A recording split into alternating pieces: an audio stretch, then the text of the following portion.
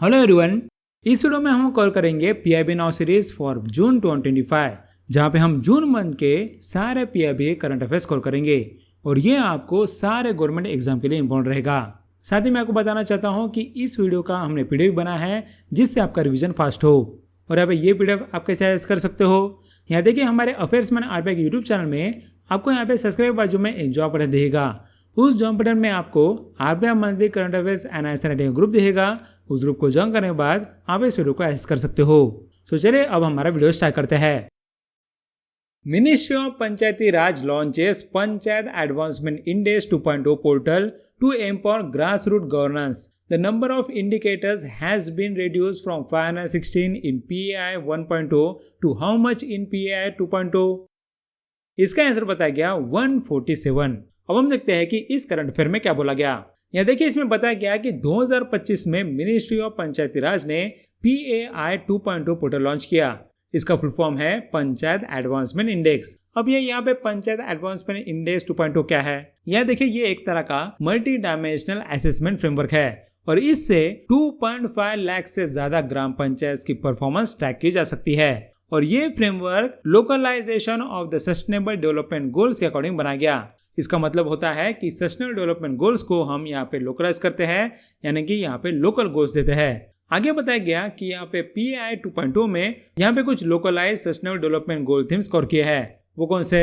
इसमें आते हैं 9 themes, that is poverty free and enhance livelihoods panchayat, उसके बाद हेल्दी पंचायत, देन यहाँ पे चाइल्ड फ्रेंडली पंचायत, उसके बाद आता है water sufficient panchayat, then clean and green panchayat, then यार panchayat with self sufficient infrastructure, उसके बाद आता है socially just and socially secure panchayat, then यहाँ पे पंचायत विद गुड गवर्नेंस और यहाँ पे विमेन फ्रेंडली पंचायत। यहाँ तक क्लियर है। आगे यहाँ बताया गया कि जो हमने PAI 1.0 निकाला था वो यहाँ पे पहला वर्जन है जो बेस लाइन असेसमेंट के लिए यूज हुआ था और यहाँ पे उसमें 2.16 लाख ग्राम पंचायत का डाटा कलेक्ट किया गया और ये कवर करते हैं 29 स्टेट्स एंड यूनियन टेरिटरीज। लेकिन जो हमने नया इंडेक्स निकाला उसमें यहाँ पे इंडिकेटर्स और डाटा पॉइंट सेम नहीं है। यह बोला गया है कि PAI 2.0 में इंडिकेटर्स की संख्या 516 से घटाकर 147 कर दी गई। इससे क्या होगा? इससे यहाँ पे localisation of the sustainable development goals पे फोकस ज्यादा बढ़ गया है। साथ ही यहाँ बताया गया कि डाटा पॉइंट्स भी 794 से घटाकर 227 कर दिया गया और ये चेंजेस डाटा कलेक्शन और एनालिसिस को और एफिशिएंट बनाता है। यहाँ तक क्लियर है। नेक्स्ट अगर पंचायत की बात करें तो फिर यहाँ पे रिसेंटली न्यूज थी कि भाई छत्तीसगढ़ ने एक स्कीम निकाली है जहां पे वो मायोइस्ट फ्री पंचायत को इंसेंटिव दे रहे हैं। क्लियर हो गया? इतने था इस करंट अफेयर में। नेक्स्ट क्वेश्चन बताया गया, NITI Aayog releases report on designing a policy for medium enterprises.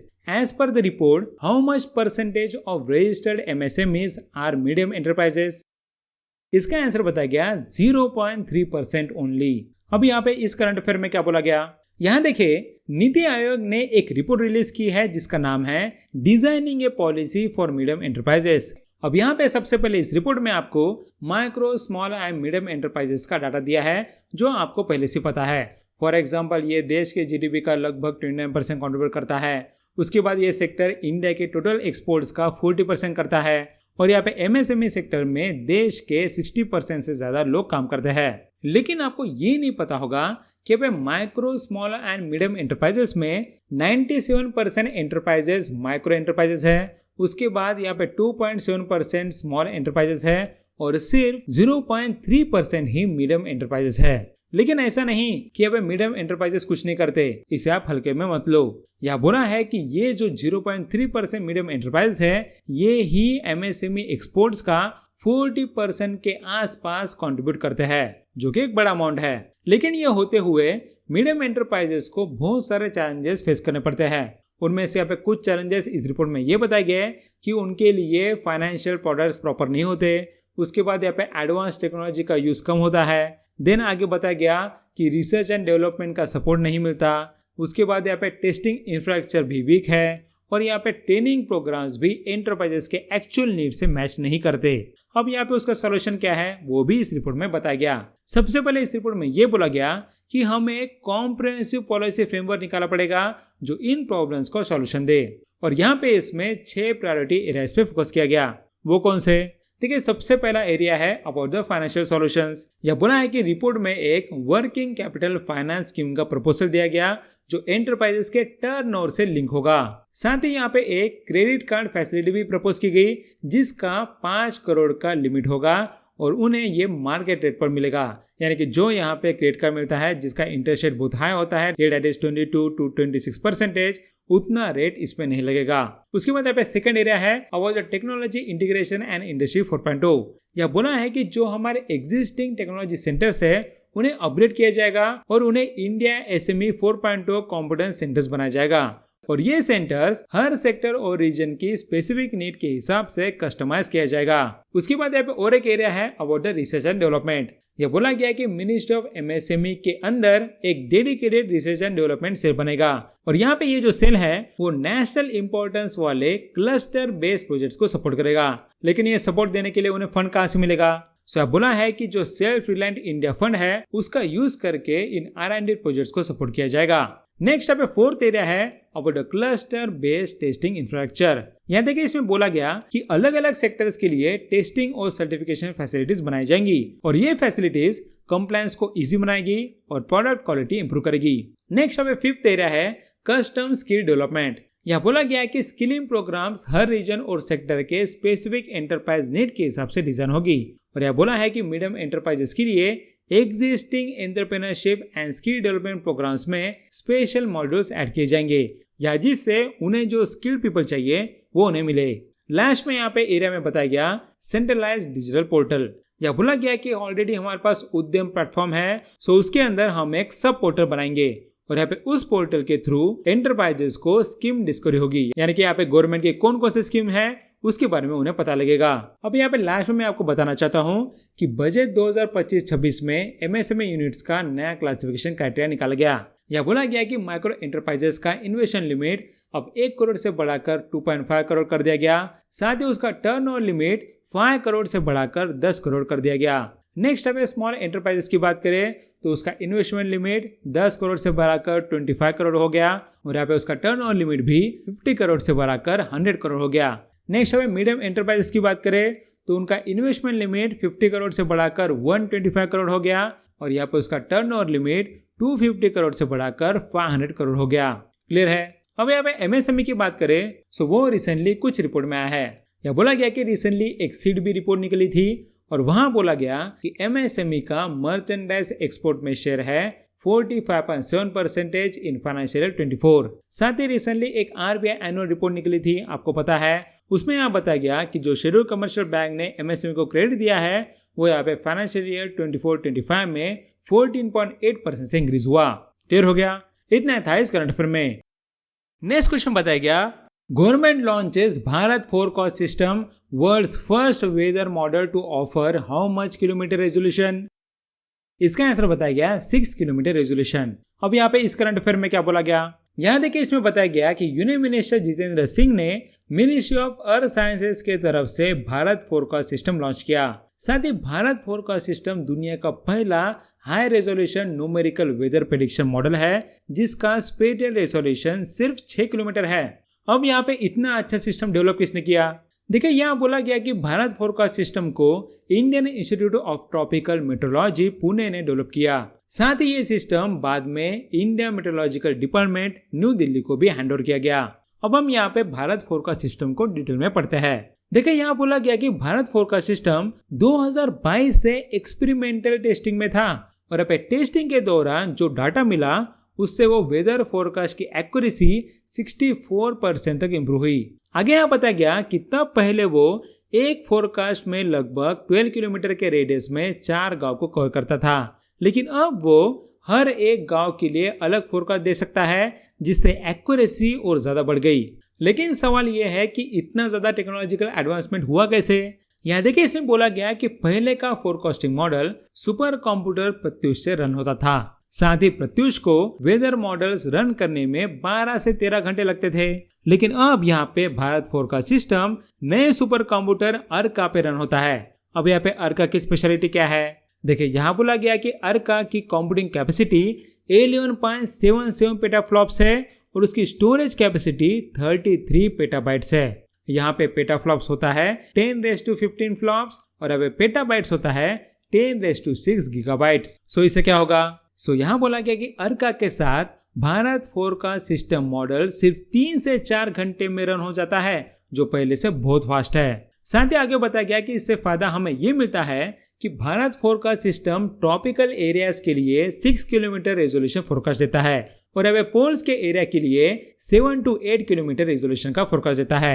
Next step पे उसे डाटा कहाँ से मिलता है? सो बोला गया कि भारत 4 का सिस्टम को डाटा इंडिया के अलग अलग जगह लगे हुए 40 डॉपलर वेदर रडार से मिलता है। सो क्लियर हो गया?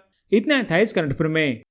नेक्स्ट क्वेश्चन बताया गया, EPFO retains how much percentage interest rate on employees provident fund scheme for financial year 25? इसका आंसर बताया गया 8.25%। अब यहाँ पे इस करंट अफेयर में क्या बोला गया?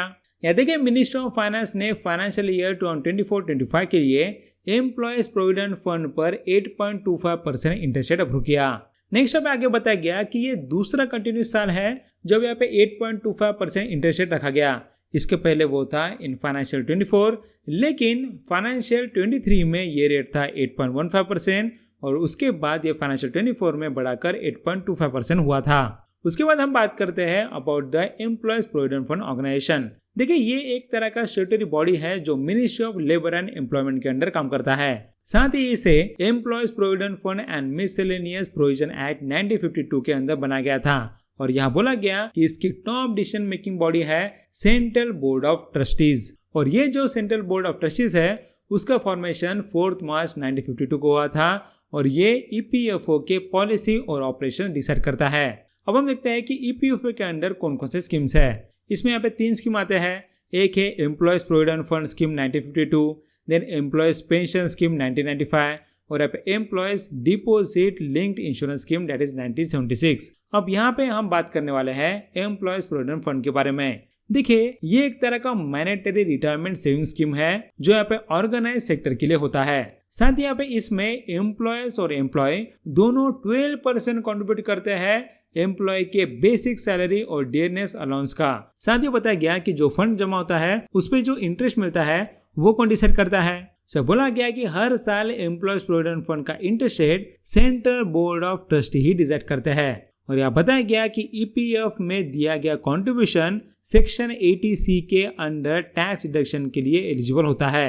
साथ ही अब करंट टैक्स रूल के हिसाब से EPF पर मिलने वाला इंटरेस्ट ₹5 लाख तक पर ईयर टैक्स फ्री होता है और अब इमरजेंसी हो जैसे कि मेडिकल नीड, हायर एजुकेशन या फिर होम लोन, उसके लिए यहाँ पे EPF से पार्शियल विड्रॉल अलाउड है। साथ ही बताया गया कि एम्प्लॉय अपना EPF balance unified mobile application for new age governance Umang app या फिर यहाँ पे एम्प्लॉयज प्रोविडेंट फंड ऑर्गेनाइजेशन की ऑफिशियल वेबसाइट से चेक कर सकता है। क्लियर हो गया? इतना था इस करंट अफेयर में। नेक्स्ट क्वेश्चन बताया गया, The 38th Central Apprenticeship Council meeting recommends how much percentage hike in stipend for youth under the National Apprenticeship Promotion Scheme and the National Apprenticeship Training Scheme। इसका answer बताया गया 36% hike. अब यहाँ पे इस current affair में क्या बोला गया? यहाँ देखिए, इसमें बोला गया कि 30th meeting of the central apprenticeship council में अप्रेंटिसशिप स्कीम के स्टाइपेंड को 36% बढ़ाने का रिकमेंडेशन दिया गया। आगे बताया गया कि जो ये हाइक दिया जा रहा है वो दिया जाएगा 2 स्कीम में, that is national apprenticeship promotion scheme और अपने नेशनल अप्रेंटिसशिप ट्रेनिंग स्कीम। और यहाँ बोला गया कि अभी जो स्टाइपेंड है डेट इज 5,000 to 9,000 वो यहाँ पे बढ़कर 6,800 to 12,300 तक हो जाएगा। अब यहाँ पे सबसे पहले हम इन दोनों स्कीम को समझते हैं। एक है यहाँ पे नेशनल अप्रेंटिसशिप प्रमोशन स्कीम। देखिए, यहाँ बोला गया कि ये जो स्कीम है वो ministry of skill development and entrepreneurship के अंडर चलता है। साथ ही स्कीम का एम है कि यहाँ पे अप्रेंटिसशिप ट्रेनिंग को हर सेक्टर में प्रमोट किया जा सके। लेकिन वो कैसे? या देखिए, इसमें बोला गया कि इस स्कीम में गवर्नमेंट एम्प्लॉयज को स्टाइपेंड पर सब्सिडी देती है, लेकिन वो कितनी देती है?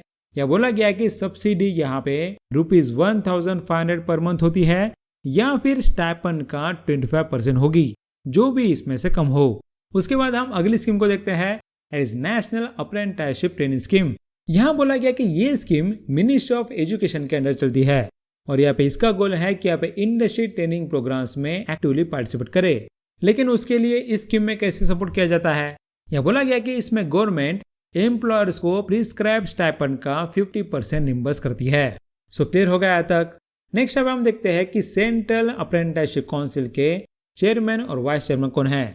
यह बोला गया कि इसके चेयरमैन है union minister of the state Jayant Chaudhary और इसके वाइस चेयरमैन है विक्रमजीत सिंह साहनी। अब यहाँ पे अप्रेंटिसशिप की बात करें तो रिसेंटली एक न्यूज थी कि ministry of skill development and entrepreneurship ने पायलट अप्रेंटिसशिप स्कीम निकाली है जो आती है under national apprenticeship promotion scheme. तो हम यहाँ पे एडिशनली 1500 पर मंथ एक्स्ट्रा दे रहे हैं फॉर 1 ईयर। क्लियर हो गया। इतना था इस कंफर्म में। नेक्स्ट क्वेश्चन बताया गया recently UGC approve setting up of how many foreign universities campuses in India. इसका आंसर बताया गया 5। अब यहाँ पे इस करंट अफेयर में क्या बोला गया, यहाँ देखिए यूनिवर्सिटी ग्रांट्स कमीशन एक स्टेटरी बॉडी है जो मिनिस्ट्री ऑफ एजुकेशन के अंडर काम करती है। और अब यूनिवर्सिटी ग्रांट्स कमीशन ने 5 फेमस फॉरेन यूनिवर्सिटीज को इंडिया में अपने कैंपसेस खोलने की परमिशन दे दी। अब यहाँ पे वो फॉरेन यूनिवर्सिटीज कौन से हैं, इसमें आते हैं Illinois institute of technology USA, उसके बाद university of Liverpool UK, then यहाँ पे विक्टोरिया यूनिवर्सिटी ऑस्ट्रेलिया, उसके बाद वेस्टर्न सिडनी यूनिवर्सिटी ऑस्ट्रेलिया, उसके बाद यहाँ पे इंस्टीट्यूट यूरोपियो डी डिजाइन इटली। साथ ही यहाँ पे आगे मैं एक बार बताना चाहता हूँ, यह बोला गया कि university of the Southampton UK ये बनी थी पहली फॉरेन यूनिवर्सिटी जिसे यूनिवर्सिटी ग्रांट्स कमीशन ने इंडिया में कैंपस खोलने का अप्रूवल दिया था। क्लियर हो गया। इतना था इस कंफर्म में। नेक्स्ट क्वेश्चन बताया गया the ministry of agriculture and farmers welfare government of India has approved new crop variety that is AKAW5100। It is variety of which crop. इसका आंसर बताया गया व्हीट। अब यहाँ पे इस करंट अफेयर में क्या बोला गया, यहाँ देखिए ministry of agriculture and farmers welfare ने 3 नए हाई यील्डिंग क्रॉप वैरायटीज को अप्रूवल दिया और ये वैरायटीज डॉक्टर पंजाबराव देशमुख कृषि विद्यापीठ अकोला महाराष्ट्र ने डेवलप की है। अब यहाँ पे जो 3 नए क्रॉप वैरायटीज अप्रूव की गई है उसका नाम है AKAW5100 जो है ऑफ व्हीट, उसके बाद CSV65 येलो जो है ऑफ सोरगम, और है यहाँ पे सुपर जाकी चिकपिया विच इज AKG1402। उसके बाद बताया गया कि जो एग्जिस्टिंग वेराइटीज है उनका एरिया भी एक्सपांड किया गया। उनमें आते हैं PDKV अम्बा सोयाबीन, देन यहाँ पे PDKV पूर्व सोयाबीन और यहाँ पे TAG73 ग्राउंडनट। यहाँ तक क्लियर है। अब यहाँ पे क्रॉप वैराइटीज की बात करें तो रिसेंटली एक न्यूज थी, यह बोला है कि इंडिया के पहले 2 जीनोम एडिटेड राइस वैरायटी निकाले गए हैं जिनका नाम है DRR धन 100 कमला और अब पूसा DST राइस 1। क्लियर हो गया। इतना था इस कंफर्म में। नेक्स्ट क्वेश्चन बताया गया union minister Jyotiraditya Scindia unveiled the innovate to transform as theme for which edition of the India mobile congress. इसका आंसर बताया गया 9th edition of the India mobile congress. अब यहाँ पे इस करंट अफेयर में क्या बोला गया, यहाँ देखिए इसमें बताया गया कि यूनियन मिनिस्टर ज्योतिरादित्य सिंधिया ने इंडिया मोबाइल कांग्रेस 2025 का थीम लॉन्च किया। साथ ही ये इंडिया मोबाइल कांग्रेस का 9th एडिशन होगा जो पे इंडिया का एक इम्पोर्टेंट टेलीकॉम इवेंट है। अब यहाँ बोला गया कि इसका थीम है इनोवेट टू ट्रांसफॉर्म, मतलब कि नए आइडिया से बदलाव लाना। अब हम यहाँ पे बात करते हैं about the India mobile Congress. यहाँ बताया गया है कि इस इवेंट को ऑर्गेनाइज किया था department of the telecommunication ministry of communications ने और इसमें पार्टनरशिप थी cellular operators association of India के साथ। अब यहाँ पे इस इवेंट में क्या क्या इनिशिएटिव लॉन्च किए वो हम देखते हैं। यहाँ पे सबसे पहला है रिवैम्प संचार मित्रा स्कीम। यह बोला गया कि इस इवेंट के दौरान सिंधिया ने संचार मित्रा स्कीम का रिवैम्प वर्जन भी लॉन्च किया और ये स्कीम इंडिया की 4Ds को रिप्रेजेंट करती है। अब यहाँ पे 4Ds कौन सा है, ये है डेमोक्रेसी, डेमोग्राफी, डिजिटाइजेशन और डिलीवरी। अब यहाँ पे संचार मित्रा स्कीम की बात करें तो इसे लेड करते हैं department of telecommunications under the ministry of communications. साथ ही यहाँ पे संचार मित्रा स्कीम का एम है यूथ को इन्वॉल्व करके सेफ डिजिटल बिहेवियर प्रमोट करना और अब टेलीकॉम फ्रॉड्स के खिलाफ अवेयरनेस स्प्रेड करना। और अब इस स्कीम में स्टूडेंट वॉलंटियर्स को संचार मित्र बनाया जाएगा। अब यहाँ पे किसी को भी संचार मित्र बनाया जाता है क्या? नहीं, इसके लिए एलिजिबिलिटी है। यह बोला है कि यहाँ पे एलिजिबल स्टूडेंट्स उन टेक्निकल इंस्टीट्यूशन से होंगे जो टायर 1 और टायर 2 सिटीज में है। साथ ही यहाँ पे टेलीकॉम, इलेक्ट्रॉनिक्स, IT और साइबर सिक्योरिटी के स्टूडेंट्स इस स्कीम के लिए एलिजिबल होंगे। उसके बाद बताया गया कि इस इवेंट में कुछ अवार्ड भी दिए गए। यहाँ बोला गया कि इस इवेंट में ही डिपार्टमेंट ऑफ टेलीकम्युनिकेशंस ने Pandit Deendayal Upadhyay telecom excellence award का अनाउंसमेंट किया और ये अवार्ड्स उन लोगों को दिए जाते हैं जिन्होंने टेलीकॉम सेक्टर में innovation, skill development, services, manufacturing और ऐप डेवलपमेंट में एक्सीलेंट काम किया हो। अब यहाँ पे ये अवार्ड कौन से थे? देखिए यहाँ बोला गया कि इसमें आते हैं पराग नायक जो है संख्या लैब्स के को फाउंडर, उसके बाद नीरा नेटवर्क प्राइवेट लिमिटेड जो है एक बेंगलुरु बेस्ड कंपनी। आगे बताया गया कि इसमें आते हैं लेखा वायरलेस जो है बेंगलुरु की दूसरी टेलीकॉम कंपनी। साथ ही यहाँ पे प्रोफेसर चंद्र रामभद्र मूर्ति जो है from Indian institute of science Bengaluru, और यहाँ पे centre for development of telematics जो एक ऑटोनॉमस R&D सेंटर है डिपार्टमेंट ऑफ टेलीकम्युनिकेशन के अंडर। क्लियर हो गया? इतना था इस कंट्री में। नेक्स्ट क्वेश्चन बताया गया, Ministry of Personal Public Grievances and Pensions announced the National Award for E-Governance 2025, recognizing how many initiatives across India? इसका आंसर बताया गया 19 इनिशिएटिव्स। अब यहाँ पे इस करंट अफेयर में क्या बोला गया? देखिए department of administrative reforms and public grievances ने national award for e governance announce किए, और ये awards ministry of personnel public grievances and pensions के अंडर दिए जाते हैं। अब यहाँ पे इसका ओवरव्यू देखें तो यहाँ बोला गया कि इसमें टोटल 19 इनिशिएटिव्स को रिकॉग्नाइज किया गया, और यहाँ बताया गया कि इसमें 10 गोल्ड अवार्ड दिए गए, 6 सिल्वर अवार्ड दिए गए और 3 जूरी अवार्ड दिए गए। अब यहाँ पे हम एक एक करके इन अवार्ड्स को देखते हैं। यहाँ पे सबसे पहले है गोल्ड अवार्ड विनर्स। इसमें कौन आते हैं? इसमें यहाँ पे प्रोजेक्ट्स आते हैं जैसे कि mining tenement system which is of the Indian bureau of mines ministry of mines, उसके बाद multi hazard early warning decision support system which is of the India meteorological department ministry of earth science. Then यहाँ पे संपदा 2.0 and stamps and management of property and documents application which is of the commercial tax department of Madhya Pradesh. After the project monitoring system and water quality monitoring system which is of the Kerala State Mission Management Unit. Then here Digital India Bhasha Interface for India that is Bhashini which is of the Ministry of Electronics and IT. Afterwards the Digi Yatra which is of the Ministry of Civil Aviation. Then here NADRIS V2 that is the National Animal Disease Referral Expert System which is of the ICAR Nivedi Bengaluru. Afterwards the Cyber Security in IT OT Convergence which is of the National Capital Region Transport Corporation which is under Ministry of Housing and Urban Affairs. Then here Drishti, here that is the Data Harmonization for Risk Insights and Security Threat Intelligence which is of the National Informatics Center METI. और यहाँ पे Quantum Safe Virtual Private Network which is of the Ministry of Defense. सो ये थे gold awards. अब हम देखते हैं कि सिल्वर अवार्ड्स किसे दिए गए।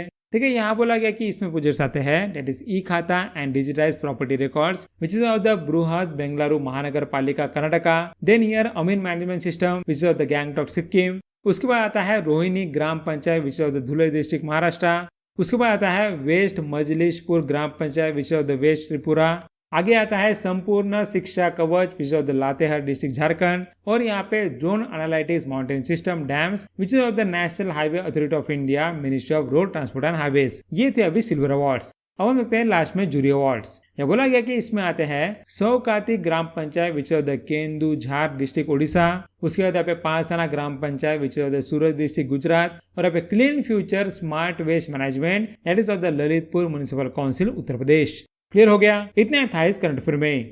नेक्स्ट क्वेश्चन बताया गया, union cabinet has approved the continuation of the how much percentage interest subvention component under the modified interest subvention scheme for the financial year 2025-26।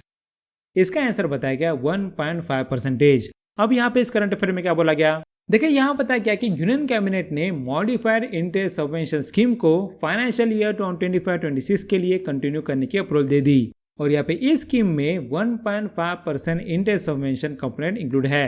अब हम बात करते हैं मॉडिफाइड इंटरेस्ट सबवेंशन स्कीम के बारे में। देखिए यहाँ बोला गया कि ये एक तरह का सेंट्रल सेक्टर स्कीम है, यानी कि पूरा खर्चा सेंट्रल गवर्नमेंट उठाती है, और इसका एम है कि फार्मर्स को शॉर्ट टर्म लोन कम से कम इंटरेस्ट रेट में देना। और अब बोला गया कि ये लोन किसान क्रेडिट कार्ड के थ्रू ही दिया जाता है। अब हम देखते हैं कि इस स्कीम के अंदर कितना इंटरेस्ट रेट होता है। तो यहाँ बोला गया कि स्कीम के अंदर फार्मर्स को ₹3 लाख तक का शॉर्ट टर्म लोन मिलता है, वो भी 7% इंटरेस्ट रेट पर। साथ ही इसमें 1.5% का इंटरेस्ट सबवेंशन दिया जाता है बाय लेंडिंग इंस्टीट्यूशंस। इससे यहाँ पे इफेक्टिव इंटरेस्ट रेट क्या हो जाएगा? वो हो जाएगा 5.5%। राइट। आगे बताया गया कि जो फार्मर्स अपना लोन टाइम पर रीपे करते हैं उन्हें प्रॉम्प्ट रीपेमेंट इंसेंटिव मिलता है दैट इज अप टू 3%। और यहाँ पे ये इंसेंटिव मिलने के बाद लोन का इंटरेस्ट रेट सिर्फ 4% हो जाता है। ये तो क्लियर है। आगे बोला गया कि अलाइड सेक्टर के लिए भी स्पेशल प्रोविजन है। या बोला गया कि एनिमल हस्बेंड्री या फिशरीज के लिए भी लोन दिया जाता है और उनके लिए भी इंटरेस्ट रेट बेनिफिट मिलेगा, लेकिन सिर्फ 2 लाख रुपीज तक। क्लियर हो गया? इतना था इस करंट अफेयर में। नेक्स्ट क्वेश्चन बताया गया, Union Minister Rajnath Singh approved the Mini Ratna Category 1 status to the Munitions India Limited, Armored Vehicles Nigam Limited and India Optel Limited. For the Mini Ratna Category 1 status, Central Public Sector Enterprises must have made profit for how many consecutive years? इसका answer है 3 consecutive years. अब यहाँ पे इस current affair में क्या बोला गया? यहाँ देखिए इसमें बोला गया कि डिफेंस मिनिस्टर राजनाथ सिंह ने मिनिस्ट्री ऑफ डिफेंस के through 3 defence public sector undertakings को मिनी रत्ना कैटेगरी 1 का स्टेटस अप्रूव किया।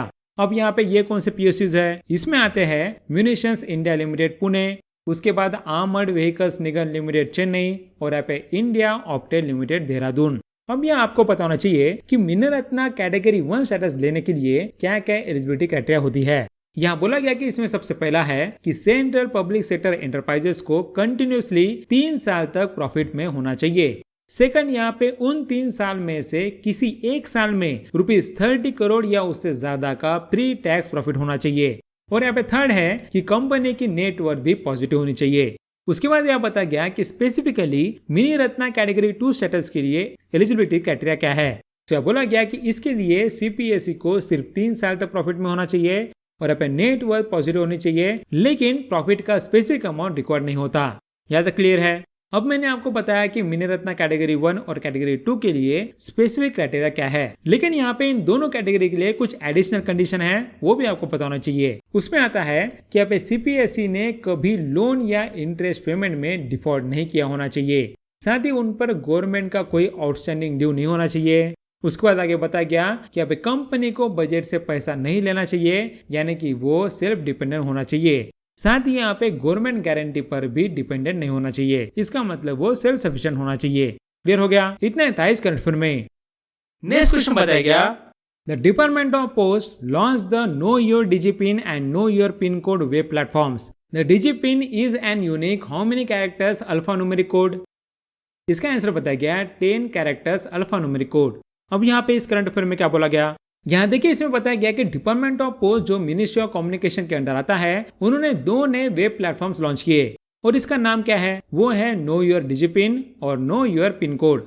अब हम यहाँ इन्हें एक एक करके कवर करते हैं। सबसे पहले know your DIGIPIN web application. यहाँ बोला गया कि नो योर डिजिपिन ये एक डिजिटल एड्रेस सिस्टम है और बोला गया कि इसमें पूरा देश 4x4 मीटर के छोटे ग्रिड्स में डिवाइड किया गया और अब बोला है कि जो हर ग्रिड है उसे एक unique 10 character alpha numeric code दिया जाता है और यहाँ पे ये कोड लैटिट्यूड और longitude that is location coordinate के बेसिस पर बनता है। आगे यहाँ पे उसके बारे में बताया गया ये जो सिस्टम है वो ओपन सोर्स है और इंटरऑपरेबल है और डिजी कोड है। आगे यहाँ पे इसके बारे में बताया गया कि यहाँ पे ये डिजी पिन सिस्टम ओपन सोर्स है, इंटरऑपरेबल है और यहाँ पे जियो कोडेड है। साथ ही ये सिस्टम डिपार्टमेंट ऑफ पोस्ट ने IIT हैदराबाद के साथ मिलकर डेवलप किया। नेक्स्ट हम पता करते हैं about the know your pin code web platform. यह बोला गया कि know your pin code platform पुराने 6 डिजिट पिन कोड सिस्टम को मॉडर्न बनाने के लिए लॉन्च किया गया और यहाँ पे पता होना चाहिए कि जो अभी हमारा ट्रेडिशनल पिन कोड सिस्टम है वो इंट्रोड्यूस किया गया था इन 1972। क्लियर हो गया? अब यहाँ पे डिपार्टमेंट ऑफ पोस्ट की बात करें तो रिसेंटली वो न्यूज में था। यहाँ बोला गया कि डिपार्टमेंट ऑफ पोस्ट ने एक यहाँ पे कॉमेमोरेटिव पोस्टेज स्टैम्प निकाला है ऑफ ₹5 और वो उन्होंने निकाला है to celebrate 125 years of the Tamil Nadu base the Kodaikanal solar observatory. उसके बाद यहाँ पे और एक न्यूज थी कि यहाँ पे डिपार्टमेंट ऑफ पोस्ट ने तमिलनाडु फॉरेस्ट डिपार्टमेंट के साथ एक यहाँ पे स्पेशल कवर निकाला था for born to fly campaign. यह देखे ये कैंपेन वाइल्ड बर्ड्स के लिए अवेयरनेस बढ़ाने के लिए निकाला गया था। क्लियर हो गया? इतना था इस कंफर्म में। नेक्स्ट क्वेश्चन बताया गया, Union Minister Shivraj Singh Chauhan, who handles Ministry of Agriculture and Farmers Affairs, inaugurated the Viksit Krishi Sankalp Abhiyan, which is a campaign of how many days? इसका answer बताया गया 15 days। अब यहाँ पे इस current affair में क्या बोला गया? यह देखिए इसमें बताया गया कि यूनियन मिनिस्टर शिवराज सिंह चौहान ने विकसित कृषि संकल्प अभियान का इनॉग्रेशन किया और यहाँ पे आगे ये बताया गया कि ये एक 15 दिन का कैंपेन है और इस कैंपेन को ministry of agriculture and farmers welfare और ICAR ने मिलकर ऑर्गेनाइज किया। लेकिन ये क्यों किया? इसका एम क्या है? देखिए यहाँ बोला गया कि इसका एम है कि अब फार्मर्स को साइंटिफिक इनोवेशन से कनेक्ट करना और इसके थ्रू 731 कृषि विज्ञान केंद्र और 113 ICAR इंस्टीट्यूट्स की नॉलेज फार्मर्स तक पहुंचाई जाएगी। क्लियर हो गया? इतना था इस कंफर्म में। नेक्स्ट क्वेश्चन बताया गया, Indian Army launches Meghdut Millennium Postal Software for Defense Personnel. The software was developed by the Center for Excellence in Postal Technology, which is located in which city? इसका answer है मैसूर। अब यहाँ पे इस current affair में क्या बोला गया, यहाँ देखिए इसमें बताया गया कि इंडियन आर्मी के पोस्टल सर्विस कॉर्प्स ने डिपार्टमेंट ऑफ पोस्ट और यहाँ पे मिनिस्ट्री ऑफ कम्युनिकेशन के साथ मिलकर मेघदूत मिलेनियम का इनॉग्रेशन किया। अब यहाँ पे ये मेघदूत मिलेनियम सॉफ्टवेयर क्या है, देखिए मेघदूत मिलेनियम एक सिक्योर और रियल टाइम पोस्टल सॉफ्टवेयर है जो यहाँ पे स्पेसिफिकली डिफेंस पर्सनल के लिए बनाया गया। और यहाँ पे इसे डेवलप किसने किया, या बोला गया कि इस सॉफ्टवेयर को centre for excellence in postal technology Mysore ने डेवलप किया। और यहाँ पे इसका काम क्या है, या बोला गया कि ये आर्म फोर्सेस के पोस्टल ऑपरेशंस को ज्यादा एफिशिएंट बनाता है। क्लियर हो गया, इतना था इस करंट अफेयर में। नेक्स्ट क्वेश्चन बताया गया, union minister Pratap Rao Jadhav launch which portal to track misleading ads and ADRs in traditional medicine. इसका आंसर बताया गया आयुष सुरक्षा। अब यहाँ पे इस करंट अफेयर में क्या बोला गया, देखिए यहाँ बताया गया कि union minister of state Pratap Rao Ganpat Rao Jadhav ने आयुष सुरक्षा पोर्टल का इनॉग्रेशन किया। अब यहाँ पे ये पोर्टल क्यों निकाला गया, देखिए ये पोर्टल एक सेंट्रलाइज्ड डिजिटल प्लेटफॉर्म है जिसका यूज मिसलीडिंग एडवर्टाइजमेंट्स यानी कि गलत और भड़काने वाले एड्स को रिपोर्ट करने और मॉनिटर करने के लिए होता है। और आगे बताया गया कि इसका दूसरा पर्पस भी है, that is adverse drug reaction यानी कि दवाई के साइड इफेक्ट्स को वो कैप्चर करता है। साथ ही ये आयुर्वेदा, सिद्धा, यूनानी, सोवा, रिक्पा और नेचुरोपैथी मेडिसिन और सर्विसेज के लिए भी बनाया गया। अब यहाँ पे इसे डेवलप किसने किया, देखिए यहाँ बोला गया कि इस पोर्टल को सेंट्रल काउंसिल फॉर रिसर्च इन सिद्धा द चेन्नई तमिलनाडु के टेक्निकल सपोर्ट ने डेवलप किया। और ये पोर्टल नेशनल फार्माकोविजिलेंस प्रोग्राम के साथ अलाइंड है जो दवाइयों की सेफ्टी मॉनिटर करता है। उसके बाद यह बताया गया कि इसमें कई रेगुलेटरी बॉडीज के डाटा और एक्शंस इंटीग्रेट किए गए, मतलब ये एक मल्टी एजेंसी कोऑर्डिनेशन प्लेटफॉर्म है। इसका मतलब बहुत सारे रेगुलेटरी बॉडीज साथ में मिलकर इसमें इन्वॉल्व है। अब यहाँ पे कौन से रेगुलेटरी बॉडीज, इसमें सबसे पहले आता है central drug standard control organisation जो दवाइयों की सेफ्टी, क्वालिटी और एफिकेसी को रेगुलेट करता है। उसके बाद है ministry of information and broadcasting जो हर तरह के मीडिया में आने वाले एड्स को कंट्रोल करता है।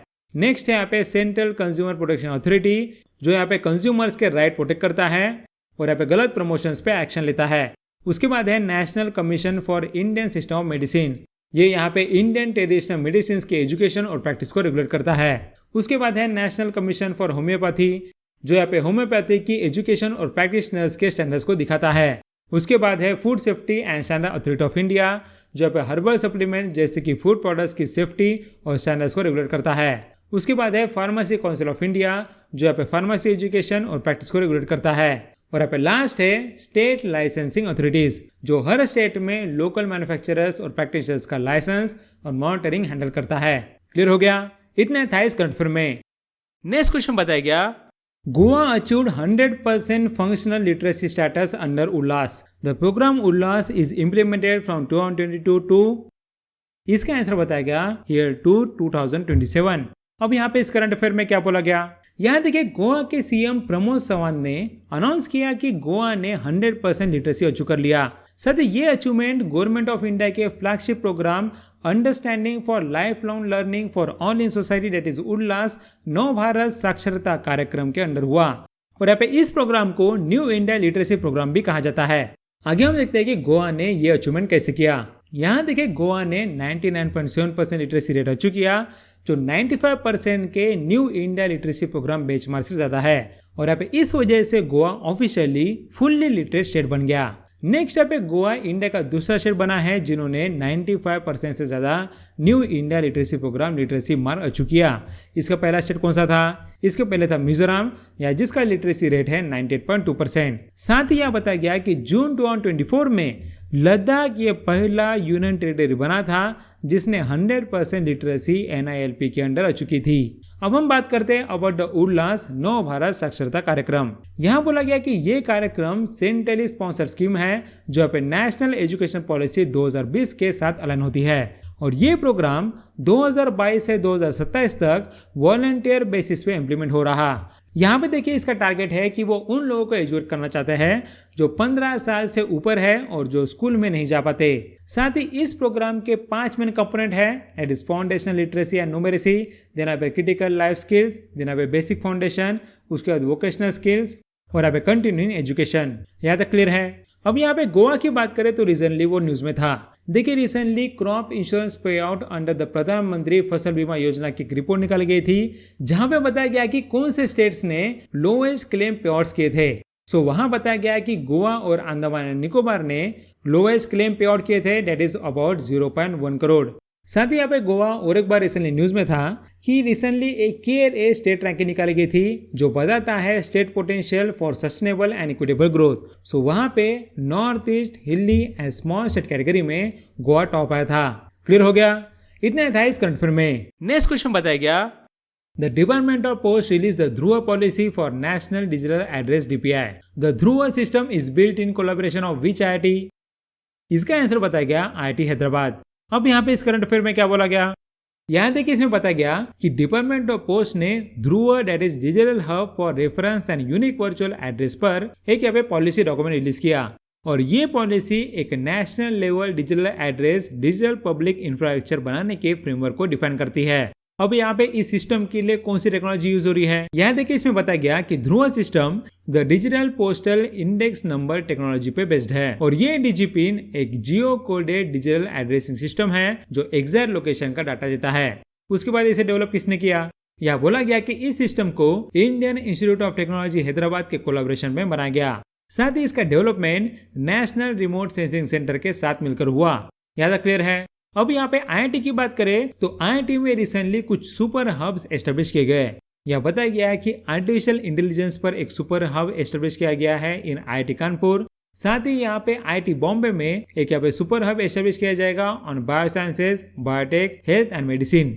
नेक्स्ट क्वेश्चन बताया गया, as per CGA data India achieves financial 25 fiscal deficit target at how much percentage of GDP? इसका आंसर बताया गया 4.77% ऑफ GDP। अब यहाँ पे इस करंट अफेयर को समझने से पहले आप समझ लो कि फिस्कल डिफिसिट क्या होता है। देखिए गवर्नमेंट यहाँ पे कुछ एक्सपेंडिचर करता है, जैसे कि इंफ्रास्ट्रक्चर पे, देन पे सैलरी देता है, देन पेंशन देता है, साथ ही वो हेल्थ एंड एजुकेशन के लिए अलग अलग स्कीम निकालता है और उस पर खर्चा करता है। ये तो हो गया उसका एक्सपेंडिचर। लेकिन ये करने के लिए उसे रेवेन्यू सोर्स की जरूरत होती है, जैसे कि टैक्सेस, कस्टम ड्यूटी या फिर इंटरेस्ट वगैरह। लेकिन यहाँ पे देखो जितना रेवेन्यू मिलता है उससे ज्यादा गवर्नमेंट खर्चा करता है, इसे हम बोलते हैं डिफिसिट।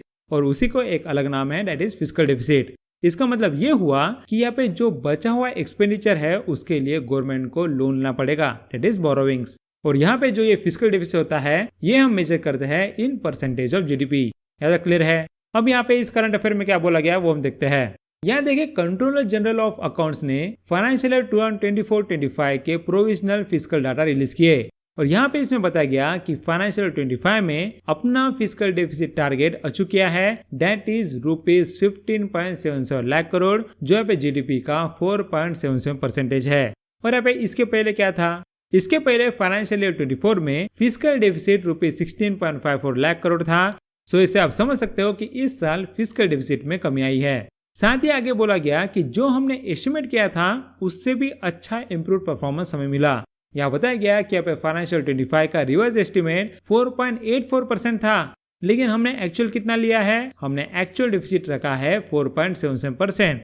सो ये थोड़ा बेटर रिजल्ट है। लेकिन ये पॉसिबल कैसे हुआ? यहाँ देखिए ये पॉसिबल हुआ क्योंकि हमारा नॉमिनल GDP ज्यादा था। देखिए यहाँ पे हमारा रिवाइज एस्टिमेट था 324.11 लाख करोड़, लेकिन हमारा नॉमिनल GDP था 330.68 लाख करोड़। इसकी वजह से जो परसेंटेज डिफरेंस है उसका हमें थोड़ा फायदा मिला। आगे हम यहाँ पे गवर्नमेंट एक्सपेंडिचर और रेवेन्यू का कुछ डाटा देखते हैं।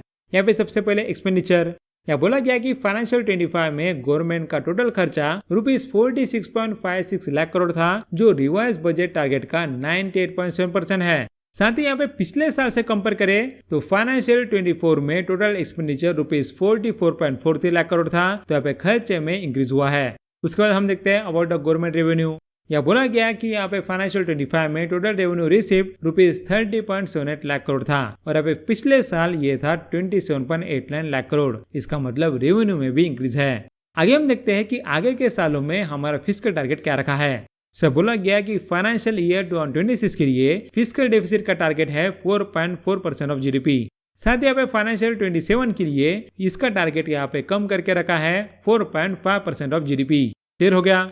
अब देखिए यहाँ पे फिस्कल डेफिसिट की बात करें तो आपको पता होना चाहिए कि रिसेंटली RBI ने गवर्नमेंट को सरप्लस ट्रांसफर किया है 2.69 ट्रिलियन। तो इसकी वजह से हम एक्सपेक्ट कर रहे हैं कि फिस्कल डेफिसिट में 20 बीपीएस का रिडक्शन होगा। ऐसा क्लियर है? इतना था इस कन्फर्म में। नेक्स्ट क्वेश्चन बताया गया, Ministry of Science and Technology unveiled the Battery Aadhaar initiative to enhance India's battery ecosystem. It aligns with India's national goals of how much percentage electric vehicle penetration by 2030. इसका answer बताया गया 30%। अब यहाँ पे इस current affair में क्या बोला गया, यहाँ देखिए इसमें बोला गया कि union minister doctor Jitendra Singh ने बैटरी आधार इनिशिएटिव को लॉन्च किया। ये लॉन्च यहाँ पे बैटरी समिट 2025 के दौरान हुआ और इस इनिशिएटिव का एम क्या है, यहाँ देखिए इसका एम है कि बैटरी इकोसिस्टम में ट्रेसेबिलिटी, सेफ्टी, एफिशिएंसी और यहाँ पे सस्टेनेबिलिटी को इम्प्रूव करना। अब यहाँ पे पहले जान लो कि बैटरी समिट क्या था। देखिए बैटरी समिट का थीम था addressing challenges driving innovation and scaling solutions. साथ ही इस इवेंट को वर्ल्ड रिसोर्सेज इंस्टीट्यूट इंडिया ने होस्ट किया और इस समिट का organisation NITI Aayog, united nation environment programme और बैटरी 360 अलायंस के साथ मिलकर हुआ। अब हम देखते हैं कि बैटरी आधार टेक्नोलॉजी कैसे डेवलप हुई। यहाँ देखिए इसमें बोला गया कि battery Aadhaar technology the Tata Alexei limited ने डेवलप की है, जो बेंगलुरु कर्नाटक में बेस्ड है। आगे हम देखते हैं कि इसका ग्लोबल और नेशनल अलाइनमेंट कैसा है। देखिए ये project united nation environment programme और ग्लोबल इन्वायरमेंट फैसिलिटी के इनिशिएटिव का पार्ट है, जिसका नाम है electrified mobility in cities, investing in the transformation to electric mobility in India. साथ ही इसका गोल है कि इंडिया में 2030 तक 30% इलेक्ट्रिक व्हीकल पेनिट्रेशन का टारगेट सपोर्ट करना। और ये इनिशिएटिव इंडिया के 2070 तक नेट जीरो एमिशंस के नेशनल गोल के साथ भी अलाइन करता है। उसके बाद हम देखते हैं कि बैटरी आधार के फीचर्स क्या है। यहाँ देखिए कि बैटरी आधार का की फीचर है कि यहाँ पे हर बैटरी पैक को एक यूनिक 16 डिजिट डिजिटल आईडी मिलेगा और इस आईडी में कुछ इंपॉर्टेंट डाटा होता है, जैसे कि यहाँ पे मैन्युफैक्चरिंग डेट एंड लोकेशन, देने पे बैटरी की केमिस्ट्री, देने पे कैपेसिटी और मटेरियल कंपोजिशन। साथ ही इसमें lithium content, electro materials, usage history, life cycle details, end of life और यहाँ पे रिसाइकलिंग की इंफॉर्मेशन भी होगी। यहाँ तक क्लियर है? अब यहाँ पे बैटरी की बात करें तो रिसेंटली उसके रिलेटेड कुछ न्यूज थी। यहाँ बताया गया कि Jawaharlal Nehru centre for advance scientific research में एक यहाँ पे सोडियम आयन बैटरी डेवलप की गई और ये यूटिलाइज करती है the NASICON technology, which is the sodium super ionic conductor. और इसकी खासियत ये है कि 6 मिनट में ही ये 80% चार्ज होती है। क्लियर हो गया? इतना था इस करंट अफेयर में। नेक्स्ट क्वेश्चन बताया गया, union minister of state doctor Jitendra Singh launches Bharat Gen at Bharat Gen summit. Bharat Gen is built on how many key pillars? इसका आंसर बताया गया 4 की पिलर्स। अब यहाँ पे इस करंट अफेयर में क्या बोला गया, यहाँ देखिए union minister doctor Jitendra Singh ने भारत जेन को न्यू दिल्ली में भारत जेन समिट के दौरान लॉन्च किया। और अब भारत जेन ये इंडिया का पहला government funded AI based multi modal large language model है, जो देश में ही डेवलप हुआ। साथ ही यह बताया गया कि ये मॉडल 22 इंडियन लैंग्वेजेस को सपोर्ट करता है, जिससे डिजिटल इंक्लूसिविटी प्रमोट होती है। अब हम देखते हैं कि भारत जेन को कैसे डेवलप किया गया। देखिए यहाँ बताया गया कि भारत जेन का development national mission on interdisciplinary cyber physical system के अंडर हो रहा और इसका इम्प्लीमेंटेशन आईआईटी बॉम्बे के technology innovation hub foundation for internet of things और इंटरनेट ऑफ एवरीथिंग के थ्रू हो रहा। उसके बाद हम देखते हैं कि भारत जेन के क्या क्या पिलर्स है। तो यहाँ बोला गया कि भारत जेन मिशन 4 पिलर्स पर बेस्ड है। It is technology development, then entrepreneurship, उसके बाद human resource development and international collaboration. उसके बाद हम देखते हैं about the Bharat data Sagar project. यहाँ बोला गया कि भारत जेन ने भारत डाटा सागर प्रोजेक्ट भी शुरू किया, जो एक मल्टीलिंगुअल एआई डाटा रिपोजिटरी है और ये प्रोजेक्ट इंडिया की लिंग्विस्टिक डाइवर्सिटी को कैप्चर करता है और ग्लोबल एआई मॉडल्स में इंडियन लैंग्वेजेस की कमी को एड्रेस करता है। आगे यह बताया गया कि भारत जेन को अभी नहीं लॉन्च किया गया, बल्कि इसके पहले उसे ऑफिशियली 30 सितंबर 2024 को गवर्नमेंट ऑफ इंडिया ने लॉन्च किया था। अब यहाँ पे लार्ज लैंग्वेज मॉडल की बात करें तो यहाँ पे सर्वम एआई ने इंडिया का पहला indigenous large language model launch किया है, जो है part of the 10,300 crore India AI mission. Clear हो गया? इतना था इस करंट अफेयर में। नेक्स्ट क्वेश्चन बताया गया, The Ministry of Heavy Industries notified guidelines for SPMAPCI scheme to promote the manufacturing of the EV passenger cars. As per the scheme, the imported vehicles must have a minimum cost insurance freight value of USD. इसका answer बताया गया 35,000। अब यहाँ पे इस current affair में क्या बोला गया, देखिए यहाँ बताया गया कि 2025 में मिनिस्ट्री ऑफ हेवी इंडस्ट्रीज ने scheme to promote manufacturing of electric passenger cars in India के डिटेल गाइडलाइंस नोटिफाई किए और ये स्कीम मार्च 2024 में अनाउंस हुई थी और इसका मेन एम है फॉरेन इलेक्ट्रिक व्हीकल कंपनी से नई इन्वेस्टमेंट अट्रैक्ट करना। अब यहाँ पे इसके रिलेटेड क्या नए गाइडलाइंस निकाले गए वो हम देखते हैं। यहाँ देखिए सबसे पहले इंपोर्ट ड्यूटी कंसेशन दिए गए। यहाँ बताया गया कि अप्रूव्ड ईवी कंपनीज जो भी अप्रूव की जाएगी उन्हें यहाँ पे अलर्ट होगा कि वो कम्प्लीटली बिल्ड यूनिट्स इंपोर्ट करें, लेकिन उनकी minimum cost insurance freight value $35,000 होनी चाहिए और यहाँ पे इन इंपोर्टेड इलेक्ट्रिक व्हीकल्स पर 15% का रेड्यूस कस्टम ड्यूटी 5 साल के लिए लगेगा।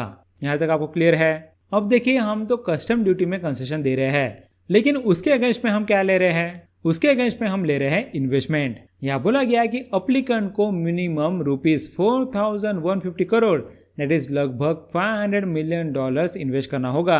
साथ ही ये इन्वेस्टमेंट 3 साल के अंदर कंप्लीट होना चाहिए। उसके साथ बताया गया कि जो आपको इम्पोर्ट ड्यूटी कंसेशन दी है उसके लिए क्वांटिटी कैप भी रखा गया, यानी कि आप हर साल maximum 8,000 electric cars reduce duty पर इंपोर्ट कर सकते हैं और अगर कोटा किसी ईयर यूज नहीं हुआ तो नेक्स्ट ईयर वो कैरी फॉरवर्ड किया जाएगा। उसके बाद बताया गया कि जो कस्टम ड्यूटी हम दे रहे हैं उसकी भी लिमिट रखी गई।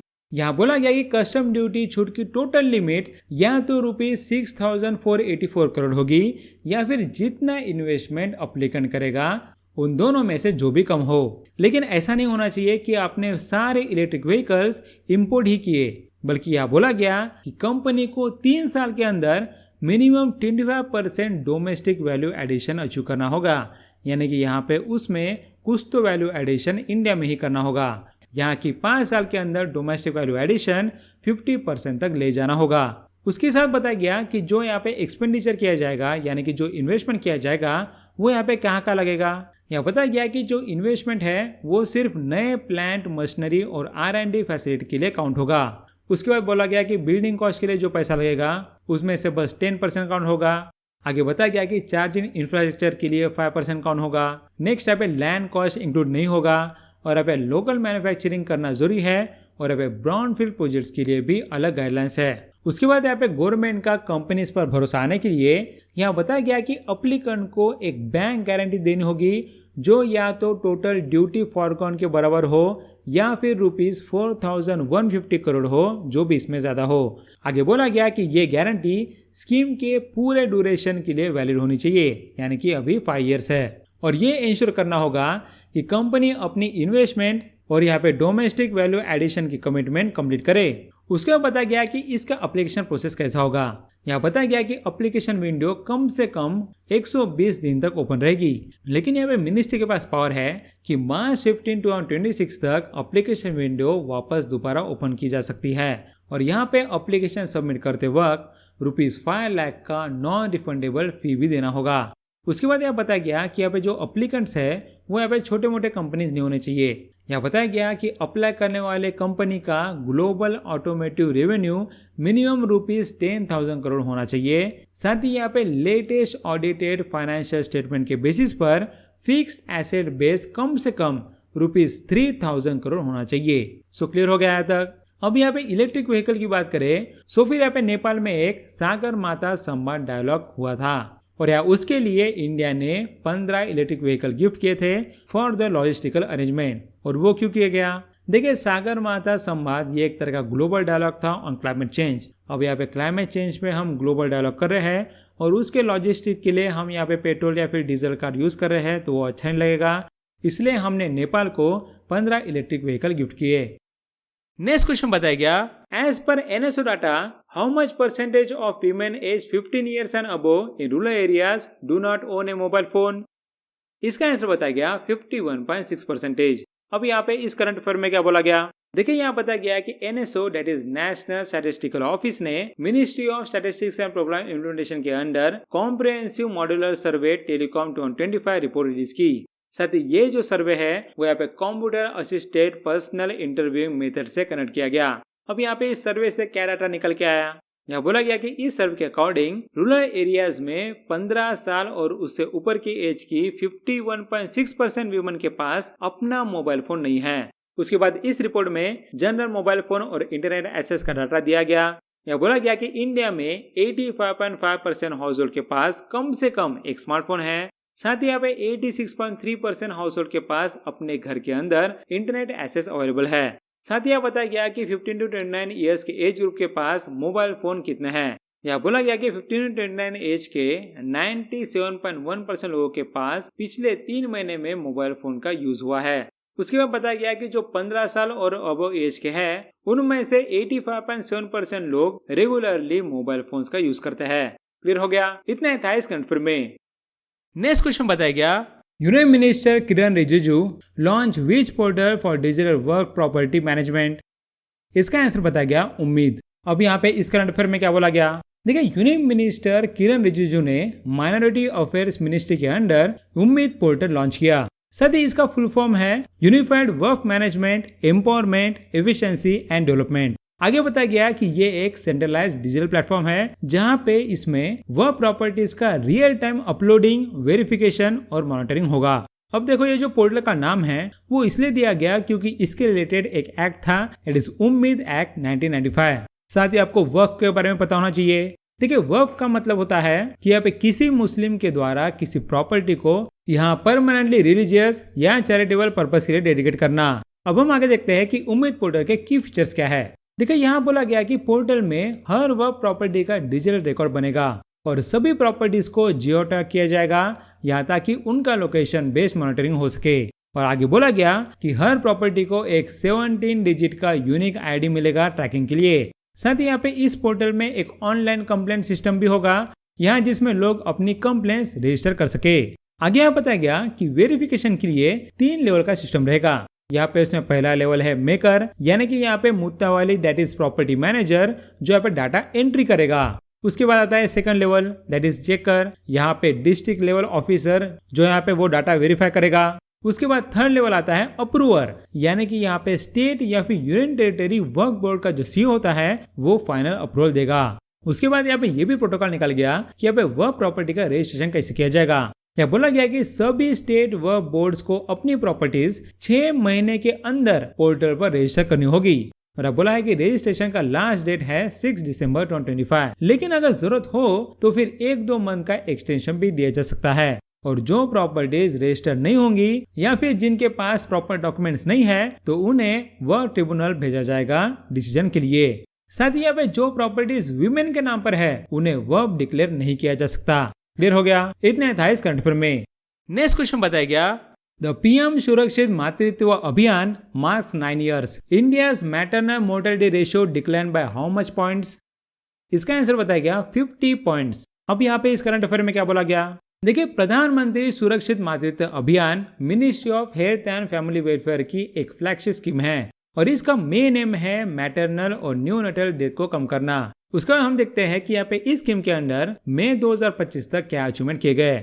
यहाँ बोला गया कि मई 2025 तक 6.19 करोड़ से ज्यादा प्रेग्नेंट वीमेन प्रधानमंत्री सुरक्षित मातृत्व अभियान के अंदर चेकअप ले चुकी है। और यहाँ पे इसका फायदा हुआ क्या, देखिए यहाँ बोला गया कि इंडिया का मैटरनल मोर्टेलिटी रेशियो 2014-16 में 130 था जो यहाँ पे 2021-23 में घटकर 80 हो गया, यानी कि यहाँ पे 50 पॉइंट की गिरावट हुई। अब हम यहाँ पे इस स्कीम के बारे में पढ़ते हैं। यहाँ बोला गया कि प्रधानमंत्री सुरक्षित मातृत्व अभियान जून 2016 में लॉन्च हुआ था। साथ ही इस स्कीम के अंदर प्रेग्नेंट वीमेन को फ्री, अश्योर्ड और क्वालिटी एंटीनेटल केयर मिलता है। आगे बताया गया कि जो सर्विसेज है वो हर महीने की 9 तारीख को दी जाती है और इस स्कीम का फोकस 2nd और 3rd ट्राइमेस्टर वाली प्रेग्नेंट वुमेन पर होता है। साथ ही बोला गया कि इस स्कीम में स्टिकर भी दिए जाते हैं। यह बताया गया कि mother and child protection card पर स्टिकर लगाया जाता है जो उनकी हेल्थ रिस्क के बेसिस पर होता है। यह बताया गया कि ग्रीन स्टिकर का मतलब होता है कि नो रिस्क फैक्टर और यहाँ पे रेड स्टिकर का मतलब होता है हाई रिस्क प्रेगनेंसी। अब यहाँ पे जो हाई रिस्क होता है उसके लिए इन्होंने क्या किया, देखिए उसके लिए एक एक्सटेंडेड स्कीम निकाली गई। यह बताया गया कि जनवरी 2022 में ये स्कीम निकाली गई थी और इसका एम है कि हाई रिस्क प्रेगनेंसी वाली वीमेन का रेगुलर ट्रैकिंग और फॉलोअप करना जब तक सेफ डिलीवरी ना हो। आगे बताया गया कि इसके लिए इंसेंटिव दिए गए यहाँ बोला गया कि हाई रिस्क प्रेगनेंसीज वीमेन और उनके साथ आने वाली आशा वर्कर्स को फाइनेंशियल इंसेंटिव दिए जाते हैं अगर वो 3 एक्स्ट्रा एंटीनेटल केयर विजिट करती है। अब यहाँ पे ये एक्सटेंडेड स्कीम के फीचर देखते हैं। यहाँ बोला गया कि इस एक्सटेंडेड स्कीम में हाई रिस्क प्रेगनेंसी वीमेन की नेम बेस्ड लिस्टिंग होती है और हर महीने 4 एक्स्ट्रा प्रधानमंत्री सुरक्षित मातृत्व अभियान सेशन कनेक्ट किए जाते हैं जो यहाँ पे उनके लिए फोकस होता है। साथ ही बताया गया कि हेल्दी आउटकम के लिए डिलीवरी के 45 दिन बाद तक की ट्रैकिंग होती है और यहाँ पे बेनिफिशियरी और आशा दोनों को रजिस्ट्रेशन और फॉलोअप के लिए SMS अलर्ट्स भेजे जाते हैं ताकि कुछ मिस ना हो। आगे बताया गया कि प्रधानमंत्री सुरक्षित मातृत्व अभियान का नेशनल हेल्थ पॉलिसी में आने वाली दूसरे गवर्नमेंट स्कीम के साथ इंटीग्रेशन है। वो कौन से? इसमें आते हैं जननी सुरक्षा योजना जो यहाँ पे अप्रैल 2005 में लॉन्च हुई थी और इसमें इंस्टीट्यूशनल डिलीवरी प्रमोट करने के लिए कैश ट्रांसफर दिया जाता है और अभी मार्च 2025 तक इस स्कीम का बेनिफिट 11.07 करोड़ वीमेन को मिला। उसके बाद है जननी शिशु सुरक्षा कार्यक्रम। ये यहाँ पे फ्री डिलीवरी और न्यूनेटल केयर प्रमोट करता है और ये 2014-15 से 16.60 करोड़ बेनिफिशियरी को हो चुका है। उसके बाद है labour room quality improvement initiative that is लक्ष्य। यहाँ बताया गया कि लक्ष्य स्कीम दिसंबर 2017 में लॉन्च हुई थी और इसका फोकस लेबर रूम्स की क्वालिटी इंप्रूव करना है। नेक्स्ट है यहाँ पे सुरक्षित मातृत्व आश्वासन विच इज सुमन। यहाँ बताया गया कि ये स्कीम 2019 में आई थी और इसका एम है कि प्रेग्नेंट वीमेन को रेस्पेक्टफुल और क्वालिटी केयर देना और अब मार्च 2025 तक 90,015 सुमन हेल्थ फैसिलिटीज नोटिफाई हो चुकी है। उसके बाद है पोषण अभियान। ये यहाँ पे न्यूट्रिशन इंप्रूव करने के लिए मार्च 2018 में लॉन्च हुआ था और ये यहाँ पे कुछ वुल्नरेबल ग्रुप्स को टारगेट करता है जैसे कि children, adults and girls, pregnant women and lactating mothers. साथ ही बताया गया कि इस इनिशिएटिव से इंडिया के अक्रॉस न्यूट्रिशन बढ़ाया जाता है और अब तक 6.97 करोड़ पोषण पखवाड़े हो चुके हैं। उसके बाद आता है प्रधानमंत्री मातृ वंदना योजना। ये यहाँ पे 2010 में स्टार्ट हुई थी और ये इंस्टीट्यूशनल डिलीवरी और मैटरनल हेल्थ को प्रमोट करती है और इसमें प्रेग्नेंट और लैक्टेटिंग वुमेन को 5,000 का डायरेक्ट कैश बेनिफिट मिलता है। उसके बाद हम देखते हैं कि अब प्रधानमंत्री सुरक्षित मातृत्व अभियान में क्या क्या अचीवमेंट्स मिले हैं। यह बोला गया कि इसके अंडर अब तक 6,813 प्राइवेट डॉक्टर्स वॉलंटियर्स बने हैं और यहाँ पे इंडिया में total 20,752 facilities PMSMA services provide कर रही है। अब आगे बताया गया कि यहाँ पे वॉलंटियर जो रजिस्टर हुए हैं उसमें से टॉप 5 स्टेट्स में कौन आते हैं। इसमें आता है महाराष्ट्र, देन उत्तर प्रदेश, राजस्थान, मध्य प्रदेश और कर्नाटका। नेक्स्ट हम देखते हैं ऐसे टॉप 5 स्टेट्स जहां सबसे ज्यादा प्रेग्नेंट वुमेन ने एंटीनेटल केयर लिया। इसमें आता है Uttar Pradesh, then Madhya Pradesh, then Andhra Pradesh, then Gujarat और वेस्ट बंगाल। यहाँ तक क्लियर है। अब देखो मैटरनल मोर्टेलिटी रेट की बात करें तो रिसेंटली एक रिपोर्ट आई थी that is sample registration system report और वहां पे बोला गया कि 2019-21 का मैटरनल मोर्टेलिटी रेट था 93 पर 1 लाख लाइव बर्थ। उसके बाद यहाँ पे उस रिपोर्ट में ये भी बताया था कि आसाम ने मैटरनल मोर्टेलिटी रेट में सबसे ज्यादा फॉल लाया था दैट इज फ्रॉम 195 टू 167, जो अच्छी बात है। लेकिन फिर भी मध्य प्रदेश के बाद आसाम में सबसे ज्यादा मैटरनल मोर्टेलिटी रेट है। नेक्स्ट यहाँ पे इस रेट के बारे में बताया गया कि हमारा सस्टेनेबल डेवलपमेंट गोल का टारगेट है 2030 तक हमें वो लाना है इक्वल टू और लेस देन 70 और अच्छी बात यह है कि 8 स्टेट्स ने वो ऑलरेडी अचीव कर लिया है। क्लियर हो गया। इतना था इस करंट अफेयर में। नेक्स्ट क्वेश्चन बताया गया government amends general financial rules for procurement of the scientific equipment as per the amendments vice chancellors and directors of the R&D institutions can now purchase scientific equipment and consumables up to rupees how much lakhs without seeking any quotations. इसका answer बताया गया 2 लाख। अब यहाँ पे इस current affair में क्या बोला गया देखिए, यहाँ बताया गया कि गवर्नमेंट ऑफ इंडिया ने साइंटिफिक इंस्ट्रूमेंट्स और कंज्यूमेबल्स की परचेस लिमिट्स बढ़ा दी है। यानी कि जो पहले लोग परचेस करते थे वो अब यहाँ पे ज्यादा अमाउंट की चीजें परचेस कर सकते हैं। अब यहाँ पे गवर्नमेंट ने क्या क्या अमेंडमेंट लाए वो हम देखते हैं। यह देखिए, इसमें सबसे पहले बताया गया कि वाइस चांसलर्स और R&D इंस्टीट्यूशन के डायरेक्टर्स ₹2 लाख तक की परचेस बिना कोटेशन के कर सकते हैं और इसके पहले वो लिमिट थी ओनली 1 लाख। आगे बताया गया कि अब पब्लिक रिसर्च इंस्टीट्यूट में परचेस कमिटीज अब यहाँ पे ₹20 लाख तक की खरीदी कर सकते हैं और पहले ये लिमिट थी 10 लाख। लेकिन यहाँ पे परचेस कमेटी मतलब क्या? देखिए, परचेस कमेटी में आते हैं प्रिंसिपल, सीनियर फैकल्टी और एडमिन स्टाफ। यह तो क्लियर है। उसके बाद यहाँ बताया गया कि यहाँ पे लिमिटेड टेंडर इंक्वायरी और एडवर्टाइज टेंडर इंक्वायरी के थ्रू प्रोक्योरमेंट की लिमिट ₹50 लाख से बढ़ाकर ₹1 करोड़ कर दी गई। और यहाँ पे वाइस चांसलर्स और डायरेक्टर्स को अब अथॉरिटी मिल गई है कि वो global tenders up to ₹200 crore approve कर सकते हैं। साथ ही ये ग्लोबल टेंडर सिर्फ साइंटिफिक इक्विपमेंट और कंज्यूमेबल्स फॉर रिसर्च के लिए ही अलाउड है। क्लियर हो गया? इतना था इस कन्फर्म में। नेक्स्ट क्वेश्चन बताया गया, world bank has raised the international poverty line to USD how much per day. इसका आंसर बताया गया $3 पर डे। अब यहाँ पे इस करंट अफेयर में क्या बोला गया, देखिए वर्ल्ड बैंक ने इंटरनेशनल पॉवर्टी लाइन का थ्रेशोल्ड बढ़ा दिया है। अब ये 2021 के प्राइस के हिसाब से $3 पर डे हो गया, यानी कि $3 पर डे हो गया। आगे बताया गया कि पहले ये 2017 के प्राइसेस पर $2.15 पर डे था। साथ ही जो ये नया $3 का लिमिट है वो सिर्फ लो इनकम कंट्रीज के लिए अप्लाई होता है। अब हम आगे देखते हैं कि इसके पहले इंडिया का पॉवर्टी कैसे रिड्यूस हुआ। यहाँ बताया गया कि इंडिया में पॉवर्टी काफी कम हुई है। यहाँ बोला गया कि 2011-12 में 27.1% लोग एक्सट्रीम पॉवर्टी में थे, जो 2022-23 में गिरकर सिर्फ 5.3% हो गया। साथ ही नंबर्स में देखे तो पहले 344.47 मिलियन लोग गरीबी में थे और आगे बताया गया कि अब वो हो गया है 75.24 मिलियन। इसका मतलब ये हुआ कि 269 मिलियन लोग एक्सट्रीम पॉवर्टी से बाहर निकल गए। अब हम बात करते हैं about the international poverty line. यहाँ बोला गया है कि वर्ल्ड बैंक ने इंटरनेशनल पॉवर्टी लाइन निकाली थी 1990 में। और इंटरनेशनल पॉवर्टी लाइन का यूज क्या होता है, यहाँ बोला गया कि वर्ल्ड बैंक इसे यूज करता है ताकि सब देशों में पॉवर्टी को एक यहाँ पे स्टैंडर्ड तरीके से मेजर कर सके।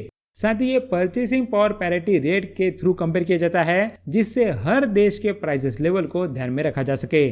सो आगे बताया गया कि इंटरनेशनल पॉवर्टी लाइन का मतलब होता है कि वो मिनिमम पैसा जो बेसिक जरूरत जैसे कि फूड, क्लॉथिंग और शेल्टर के लिए चाहिए। आगे हम देखते हैं कि अब इंडिया में स्टेट्स का लेवल कैसा है पॉवर्टी के रिलेटेड।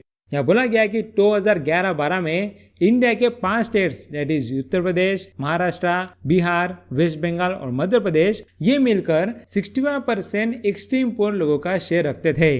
लेकिन अब इन 5 स्टेट्स ने 2022-23 तक टोटल पॉवर्टी रिडक्शन में 2/3 का कंट्रीब्यूशन दिया है। आगे बताया गया कि 2024 में इंडिया में 54 मिलियन से ज्यादा लोग ऐसे थे जो अब $3 पर डे के कम इनकम में जी रहे हैं। साथ ही ये $3 per day 2021 purchasing power parity basis पर अगर देखें तो पॉवर्टी रेट हमारा 5.44% था। लेकिन अगर पुराने रेट दैट इज $2.15 के हिसाब से देखें तो फिर इंडिया का एक्सट्रीम पॉवर्टी रेट 2011-12 में 16.2% था, जो 2022-23 में 2.3% हो गया। सो ये ऑब्वियस ही बात है कि अगर हमने यहाँ पे इंटरनेशनल पॉवर्टी लाइन $2.15 से $3 कर दिया सो यहाँ पे पॉवर्टी रेट बढ़ जाएगा। लेकिन आगे बताया गया कि अलग अलग इनकम के कंट्रीज को अलग अलग पॉवर्टी लाइन थ्रेशोल्ड है।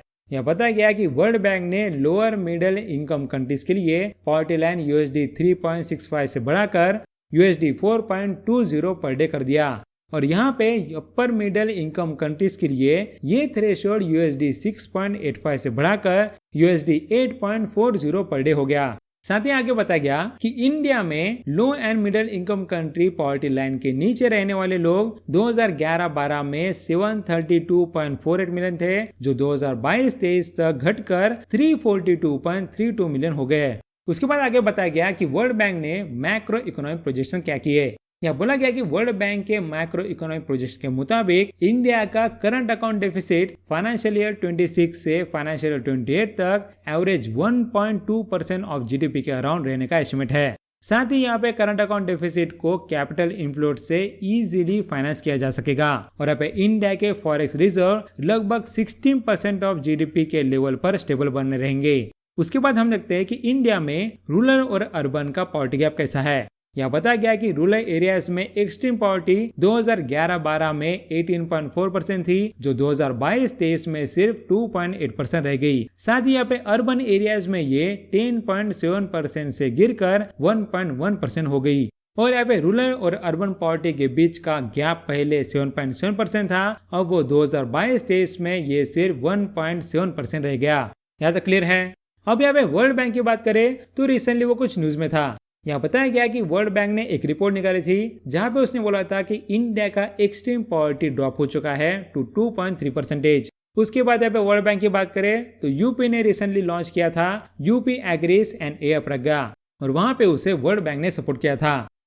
उसके बाद यहाँ पे वर्ल्ड बैंक के रिलेटेड और फैक्ट है, यहाँ की तेलंगाना ने एक वीमेन एक्सेलरेशन प्रोग्राम लॉन्च किया है, यह जिसे सपोर्ट किया है एमएसएमई और वर्ल्ड बैंक ने। उसके बाद यहाँ पे वर्ल्ड बैंक ने गवर्नमेंट ई मार्केट प्लेस का असेसमेंट किया और वहां पे उसने बोला कि बायर्स ने अब तक मीडियम प्राइस में 9.75% सेव किया by using government e market place. Clear हो गया? इतना था इस करंट अफेयर में। नेक्स्ट क्वेश्चन बताया गया, union minister Nirmala Sitharaman chair 6th governing council meeting of the NIIF। NIIF was established in which year? इसका आंसर बताया गया 2015। अब यहाँ पे इस करंट अफेयर में क्या बोला गया? देखिए यहाँ बोला गया कि फाइनेंस मिनिस्टर निर्मला सीतारामन ने 6th governing council meeting of the NIIF chair की। अब यहाँ पे इसका फुल फॉर्म क्या है? इसका फुल फॉर्म है national investment and infrastructure fund, जो यहाँ पे NIIF लिमिटेड के अंडर आता है और इसका बेस मुंबई में है। अब हम देखते हैं कि इस मीटिंग का आउटकम क्या था। यहाँ बोला गया कि इस मीटिंग में बताया गया कि यहाँ पे national investment and infrastructure fund के asset under management here ₹30,000 crore से ज्यादा हो गए। साथ ही यहाँ पे national investment and infrastructure fund ने अब तक यहाँ टोटल ₹1,17,000 करोड़ का कैपिटल मोबिलाइज किया। साथ ही बताया गया कि इस रिव्यू में उन्होंने इस फंड के अंदर 4 एक्टिव फंड्स का रिव्यू किया। वो कौन से? उसमें से एक है मास्टर फंड, जहाँ पे वो इंफ्रास्ट्रक्चर प्रोजेक्ट्स में इन्वेस्ट करता है। नेक्स्ट है प्राइवेट मार्केट्स फंड, जो एक फंड ऑफ फंड्स की तरह काम करता है। उसके बाद है इंडिया जापान फंड, जो यहाँ पे क्लाइमेट और सस्टेनेबिलिटी कॉरिडोर के प्रोजेक्ट्स को सपोर्ट करता है। उसके बाद है स्ट्रेटेजिक अपॉर्चुनिटीज फंड, जो स्ट्रेटेजिक सेक्टर्स को ग्रोथ इक्विटी प्रोवाइड करता है। उसके बाद और एक फंड है that is private markets fund 2, जिसका गोल है $1 बिलियन का कैपिटल रेस करना। लास्ट में हम बात करते हैं कि ये national investment and infrastructure fund limited क्या है। देखिए यहाँ बताया गया कि ये एक पब्लिक सेक्टर कंपनी है जो इंफ्रास्ट्रक्चर इन्वेस्टमेंट फंड्स मैनेज करती है और यहाँ बताया गया कि ये डोमेस्टिक और इंटरनेशनल इन्वेस्टर्स के लिए काम करती है। साथ ही यहाँ पे इंडियन गवर्नमेंट इसमें एंकर इन्वेस्टर है। नेक्स्ट बताया गया कि ये लार्ज स्केल इंफ्रास्ट्रक्चर डेवलपमेंट करने के लिए बहुत इंपॉर्टेंट रोल प्ले करता है और इसमें लॉन्ग टर्म इन्वेस्टर्स को अट्रैक्ट करके इंडिया के कोर इंफ्रास्ट्रक्चर सेक्टर में इन्वेस्ट करवाया जाता है। उसके बाद इसका हेड ऑफिस है मुंबई और ये 2015 में एस्टेब्लिश हुआ था। क्लियर हो गया? इतना था इस कंफर्म में। नेक्स्ट क्वेश्चन बताया गया, union minister Nirmala Sitharaman inaugurated SPMCIL's new corporate office at World Trade Center in New Delhi. SPMCIL was established on which year? इसका आंसर बताया गया 2006। अब यहाँ पे इस करंट अफेयर में क्या बोला गया? यह बोला गया कि फाइनेंस मिनिस्टर निर्मला सीतारामन और minister of state Pankaj Chaudhary ने security printing and minting corporation of India limited का न्यू कॉर्पोरेट ऑफिस इनॉग्रेट किया और ये office world trade centre Nauroji Nagar New Delhi में लोकेटेड है। उसके बाद हम बात करते हैं कि ये security printing and minting corporation of India limited क्या है। देखिए यहाँ बोला गया कि ये एक शेड्यूल ए मिनी रत्ना कैटेगरी 1 CPSE है जो मिनिस्ट्री ऑफ फाइनेंस के डिपार्टमेंट ऑफ इकोनॉमिक अफेयर्स के अंडर काम करता है और ये एस्टेब्लिश हुआ था ऑन 13 जनवरी 2006। उसके बाद ये काम क्या करता है? देखिए यहाँ बोला गया कि ये RBI के लिए करेंसी और बैंक नोट प्रिंट करता है। उसके बाद ये पासपोर्ट्स और पोस्टेज स्टैम्प्स जैसे डॉक्यूमेंट्स के लिए सिक्योरिटी पेपर प्रिंट करता है। आगे बताया गया कि यहाँ पे नॉन जुडिशियल स्टैम्प पेपर्स और पोस्टेज स्टैम्प्स भी ये प्रिंट करता है। नेक्स्ट यहाँ पे सर्कुलेशन और कॉमोडिटी कॉइन्स प्रिंट करता है। साथ ही बताया गया कि ये मेडालियंस और सिक्योरिटी इंक्स भी प्रोड्यूस करता है और ये यहाँ पे बुलियन दैट इज सोना चांदी का रिफाइनिंग का भी काम करता है। अब यहाँ पे ये सब काम करने के लिए इसके प्रोडक्शन यूनिट्स कहाँ है? सो यह बताया गया कि इसके टोटल 9 प्रोडक्शन यूनिट्स है, जहाँ पे इसके पास 2 सिक्योरिटी प्लेसेस है that is in Nashik Maharashtra और हैदराबाद तेलंगाना। उसके बाद इसके पास 2 करेंसी नोट प्लेसेस है that is Dewas Madhya Pradesh and Nashik Maharashtra. उसके बाद इसके पास 4 मीन्स है that is in Mumbai, Kolkata, Hyderabad और नोएडा। नेक्स्ट इसके पास एक सिक्योरिटी पेपर मिल है that is in Narmadapuram Madhya Pradesh. Clear हो गया? इतना ही था इस कंफर्म में। नेक्स्ट क्वेश्चन बताया गया, union minister Amit Shah launches भारतीय भाषा अनुभव here to promote the Indian languages in administration. How much amount is allocated for this platform? इसका आंसर बताया गया 56 करोड़। अब यहाँ पे इस करंट अफेयर में क्या बोला गया?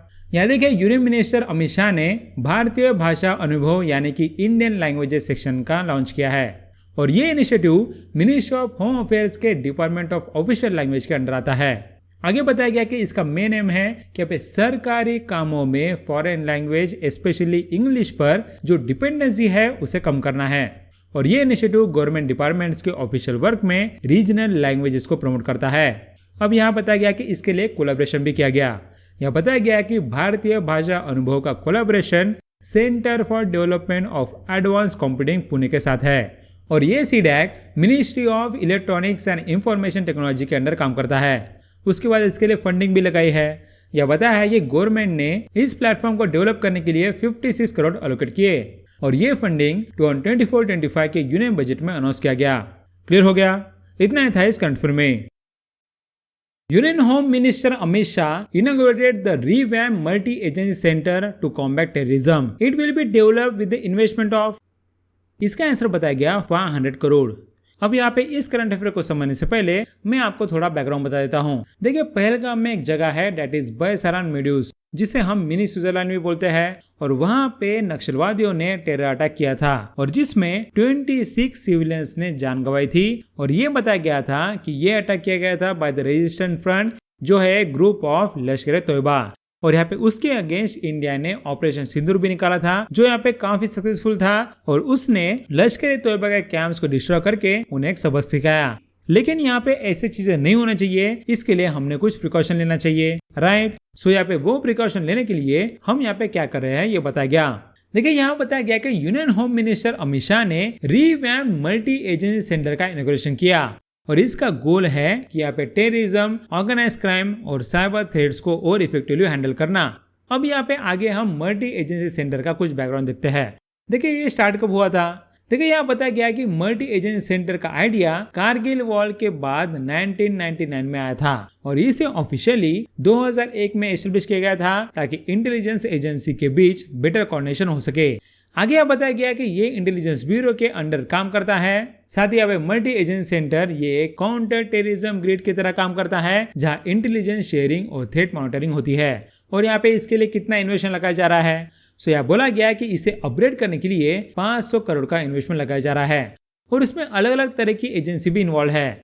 यह बताया गया है कि नए मल्टी एजेंसी सेंटर में 28 इंपोर्टेंट एजेंसी कोऑर्डिनेट कर सकती है और यहाँ पे इसमें आ रहे हैं research and analysis wing that is raw, उसके बाद आर्म फोर्सेज, देन यहाँ पे स्टेट पुलिस फोर्सेज, उसके बाद सेंट्रल आर्म पुलिस फोर्सेज, उसके बाद यहाँ पे बॉर्डर सिक्योरिटी फोर्स और इस तरह के कई ऑर्गेनाइजेशन रहेंगे।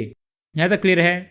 अब देखो, इस करंट अफेयर के रिलेटेड मैं आपको बताना चाहता हूँ कि रिसेंटली हमने ऑपरेशन सिंदूर भी निकाला था, जो यहाँ पे पहलगाम टेरर अटैक के अगेंस्ट हमने निकाला था, राइट। सो यहाँ पे उसकी अगेंस्ट पाकिस्तान ने भी एक ऑपरेशन निकाला था, इट इज ऑपरेशन बुनियान अल मरसूस। साथ ही मैं आपको बताना चाहता हूँ कि recently national anti terrorism day भी मनाया गया था ऑन May 21। क्लियर हो गया? इतना ही था इस करंट अफेयर में। नेक्स्ट क्वेश्चन बताया गया, election commission of India introduces mobile deposit facility at polling stations and rationalisation of canvassing norms. As per these norms, electioneering activities are strictly prohibited within how many meters of the polling station? इसका answer बताया गया within 100 meters। अब यहाँ पे इस current affair को समझने से पहले मैं आपको थोड़ा बैकग्राउंड बता देता हूँ। देखिए, अभी जब आप पोलिंग स्टेशन में पोल डालने जाते हो तो यहाँ पे जब पोल का दिन होता है सो तब आपको पोलिंग स्टेशन में सेलुलर फोन्स लेके जाने की इजाजत नहीं होती। साथ ही यह बताया गया कि जहाँ पे भी इलेक्शन होता है या फिर जहाँ पे भी पोलिंग होती है उसके आसपास कुछ पॉलिटिकल पार्टीज अपना एजेंडा लेके बैठ जाते हैं और वो यहाँ पे नारे लगाते हैं कि हमारे पार्टी को वोट करो। सो उसे हम बोलते हैं इलेक्शनरिंग, राइट। इन दोनों प्रॉब्लम को सॉल्व करने के लिए ASI ने ये इनिशिएटिव निकाला है। अब यहाँ पे इस न्यूज में क्या बोला गया है वो देखते हैं। देखिए, यहाँ बताया गया है कि इलेक्शन कमीशन ऑफ इंडिया ने 2 important poll day reforms announce किए और इसमें पहला रिफॉर्म है पोलिंग स्टेशन के बाहर मोबाइल डिपॉजिट फैसिलिटी का सेटअप। साथ ही दूसरा रिफॉर्म है कैनवसिंग यानी कि इलेक्शन प्रमोशन रूल्स का रैशनलाइजेशन। अब यहाँ पे सबसे बड़ी बात मोबाइल डिपॉजिट फैसिलिटी के बारे में यहाँ पे क्या बोला है। देखिए, यहाँ बोला है कि अब यहाँ पे वोटर्स अपना मोबाइल पोलिंग स्टेशन के अंदर नहीं ले जा सकते, ये तो आपको मैंने पहले बता दिया था। साथ ही बताया गया कि वोटर्स को यहाँ पे पोलिंग स्टेशन के बाहर फोन डिपॉजिट करना होगा और यहाँ पे उसकी फैसिलिटी भी दी गई है। उसके बाद बात करते हैं about the rationalised canvassing norms. यहाँ बताया गया कि कैनवसिंग या फिर इलेक्शन प्रमोशन एक्टिविटीज अब पोलिंग स्टेशन के 100 मीटर्स के अंदर स्ट्रिक्टली बैन होगी और यहाँ पे जो बूथ्स अनऑफिशियल आइडेंटिटी स्लिप्स देते हैं उन्हें भी 100 मीटर के बाहर सेटअप करना होगा। यहाँ तक क्लियर हो गया। अब यहाँ पे इलेक्शन कमीशन ऑफ इंडिया की बात करें तो रिसेंटली वो न्यूज में था यहाँ बताया गया कि इलेक्शन कमीशन ऑफ इंडिया ने एक ECI नेट ऐप लॉन्च किया था, जहाँ पे वो उसके 40+ एग्जिस्टिंग एप्लीकेशन है उन्हें इंटीग्रेट करना चाहता है। क्लियर हो गया? इतना था इस कंट्रोल में। नेक्स्ट क्वेश्चन बताया गया, the national commission for women launches which AI to boost women's AI and cyber security skills. इसका आंसर बताया गया यशोदा AI। अब यहाँ पे इस करंट अफेयर में क्या बोला गया, देखिए यहाँ बताया गया कि नेशनल कमीशन फॉर वीमेन ने यशोदा AI योर AI सखी लॉन्च किया। और यहाँ पे इस इनिशिएटिव का एम क्या है, देखिए इसका एम है कि यहाँ पे वीमेन में AI literacy, cyber security awareness और डिजिटल सेफ्टी बढ़ाना। साथ ही ये प्रोग्राम स्पेशली रूरल और सेमी अर्बन एरियाज की वीमेन को टारगेट करता है। अब यहाँ पे हम इसका थोड़ा बैकग्राउंड देख लेते हैं।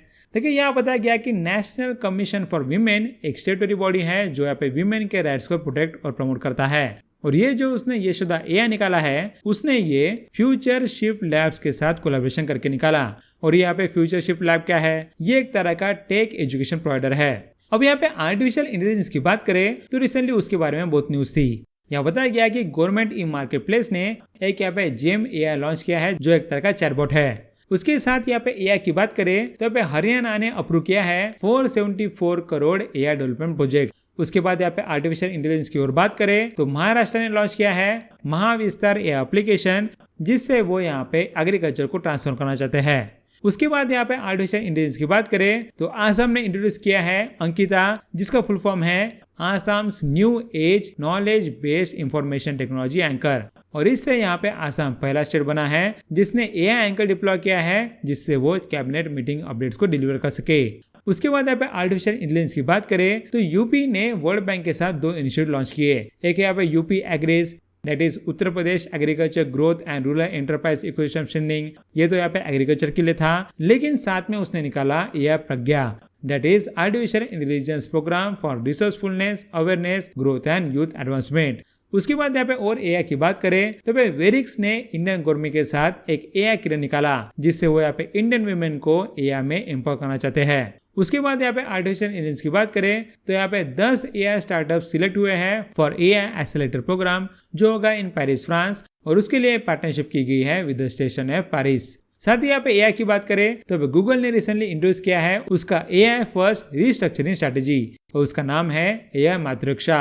उसके बाद यहाँ पे आर्टिफिशियल इंटेलिजेंस की बात करें तो रिसेंटली सर्वम AI लॉन्च हुआ है, जो यहाँ पे लॉन्च किया है बाय द बुलबुल V2, और ये एक तरह का advanced AI based text to speech model है। उसके बाद यहाँ पे आर्टिफिशियल इंटेलिजेंस की बात करें तो रिसेंटली मेती ने एक रिपोर्ट निकाली थी जहाँ उसने बोला था कि इंडिया को 1 मिलियन AI प्रोफेशनल लगेंगे बाय 2026।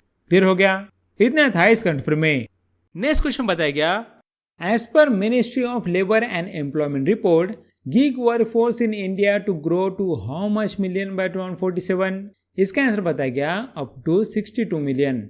अब यहाँ पे इस करंट अफेयर को समझने से पहले आपको समझना पड़ेगा कि ये गिग वर्कर्स क्या होता है। देखिए गिग वर्कर्स अलग अलग तरह के होते हैं, जैसे कि independent contractors, then online platform workers, उसके बाद contract firm workers, then on demand workers और यहाँ पे टेम्पररी वर्कर्स। और यह बताया गया कि ये यहाँ पे ऑन डिमांड कंपनी के साथ एग्रीमेंट करते हैं, जिससे यहाँ पे कंपनी को जब डिमांड होती है तब वो यहाँ पे गिग वर्कर्स को काम देते हैं, और गिग वर्कर्स जब वो काम पूरा करते हैं तो कंपनी उन्हें पे करती है। यह तक क्लियर हो गया?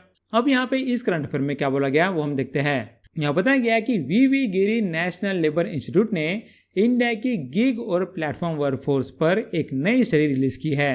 और बताया गया कि ये institute ministry of labour and employment के अंडर काम करता है, और ये नोएडा उत्तर प्रदेश में बेस्ड है। अब यहाँ पे इस स्टडी में क्या बोला गया, यहाँ तक इसमें बोला गया कि इस स्टडी के हिसाब से 2047 तक इंडिया की गिग और प्लेटफॉर्म वर्कफोर्स लगभग 62 मिलियन तक पहुंच सकती है, और ये नंबर उस समय इंडिया के टोटल नॉन एग्रीकल्चर वर्कफोर्स का करीब 15% होगा। साथ ही यहाँ पे इस स्टडी में कुछ की प्रोजेक्शन भी किए गए। यहाँ बोला गया कि इस स्टडी में ये बताया गया कि यहाँ पे आने वाले 17 सालों में गिग वर्कफोर्स की संख्या डबल से ज्यादा हो सकती है। साथ ही यहाँ पे स्टडी ने यह भी हाईलाइट किया यहाँ कि इंडिया में गिग वर्कफोर्स की शुरुआत मेनली राइड शेयरिंग और फूड डिलीवरी सेक्टर से हुई थी। यहाँ तक क्लियर है? अब यहाँ पे गिग वर्कर्स की बात करें तो उसके रिलेटेड एक न्यूज थी। यहाँ बताया गया कि बजाज अलायंस ने लॉन्च किया है पैरामेट्रिक इंश्योरेंस प्रोडक्ट, जिसका नाम है क्लाइमेट सेफ। और यहाँ पे ये आपको क्लाइमेट रिलेटेड रिस्क के अगेंस्ट इंश्योरेंस देता है। इसका मतलब अगर यहाँ पे डेली वेज वर्कर्स है या फिर गिग वर्कर्स है, उन्हें अगर क्लाइमेट की वजह से लॉस होता है तो फिर ये क्लाइमेट सेफ इंश्योरेंस प्रोडक्ट लेने के बाद उन्हें इस लॉस का कंपनसेशन मिलेगा। क्लियर हो गया? इतना था इस करंट अफेयर में। नेक्स्ट क्वेश्चन बताया गया, the directorate general of training and Shell India launch the green skills and EV training programme for tier 1 advance EV technician course. How many hours course will be conducted at 4 national skill training institutes? इसका answer बताया गया 240 our course. अब यहाँ पे इस current affair में क्या बोला गया? देखिए, यहाँ बोला गया कि डायरेक्टरेट जनरल ऑफ ट्रेनिंग ने ministry of skill development and entrepreneurship के अंडर एक नया ट्रेनिंग प्रोग्राम लॉन्च किया। साथ ही ये प्रोग्राम शेल इंडिया के पार्टनरशिप में लॉन्च हुआ है जो बेंगलुरु में बेस्ड है। और यहाँ पे प्रोग्राम का इम्प्लीमेंटेशन एडुनेट फाउंडेशन के थ्रू हो रहा है जो शेल का ट्रेनिंग पार्टनर है और गुड़गांव हरियाणा में लोकेटेड है। अब यहाँ पे जो ट्रेनिंग होने वाला है वो यहाँ पे कहाँ होने वाला है? सो बताया गया है कि ट्रेनिंग जो है वो selected industrial training institute that is ITIs and national skill training institute that is NSTIs में होंगी।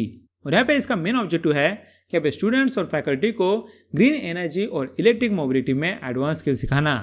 अब देखो, ये जो ट्रेनिंग हो रहा है उसके लिए एक मॉडल भी निकाला गया। सो बोला गया कि ये programme structure multi tier model पे बेस्ड है जिसमें अलग अलग लेवल के लर्नर्स के लिए ट्रेनिंग मॉडल्स है।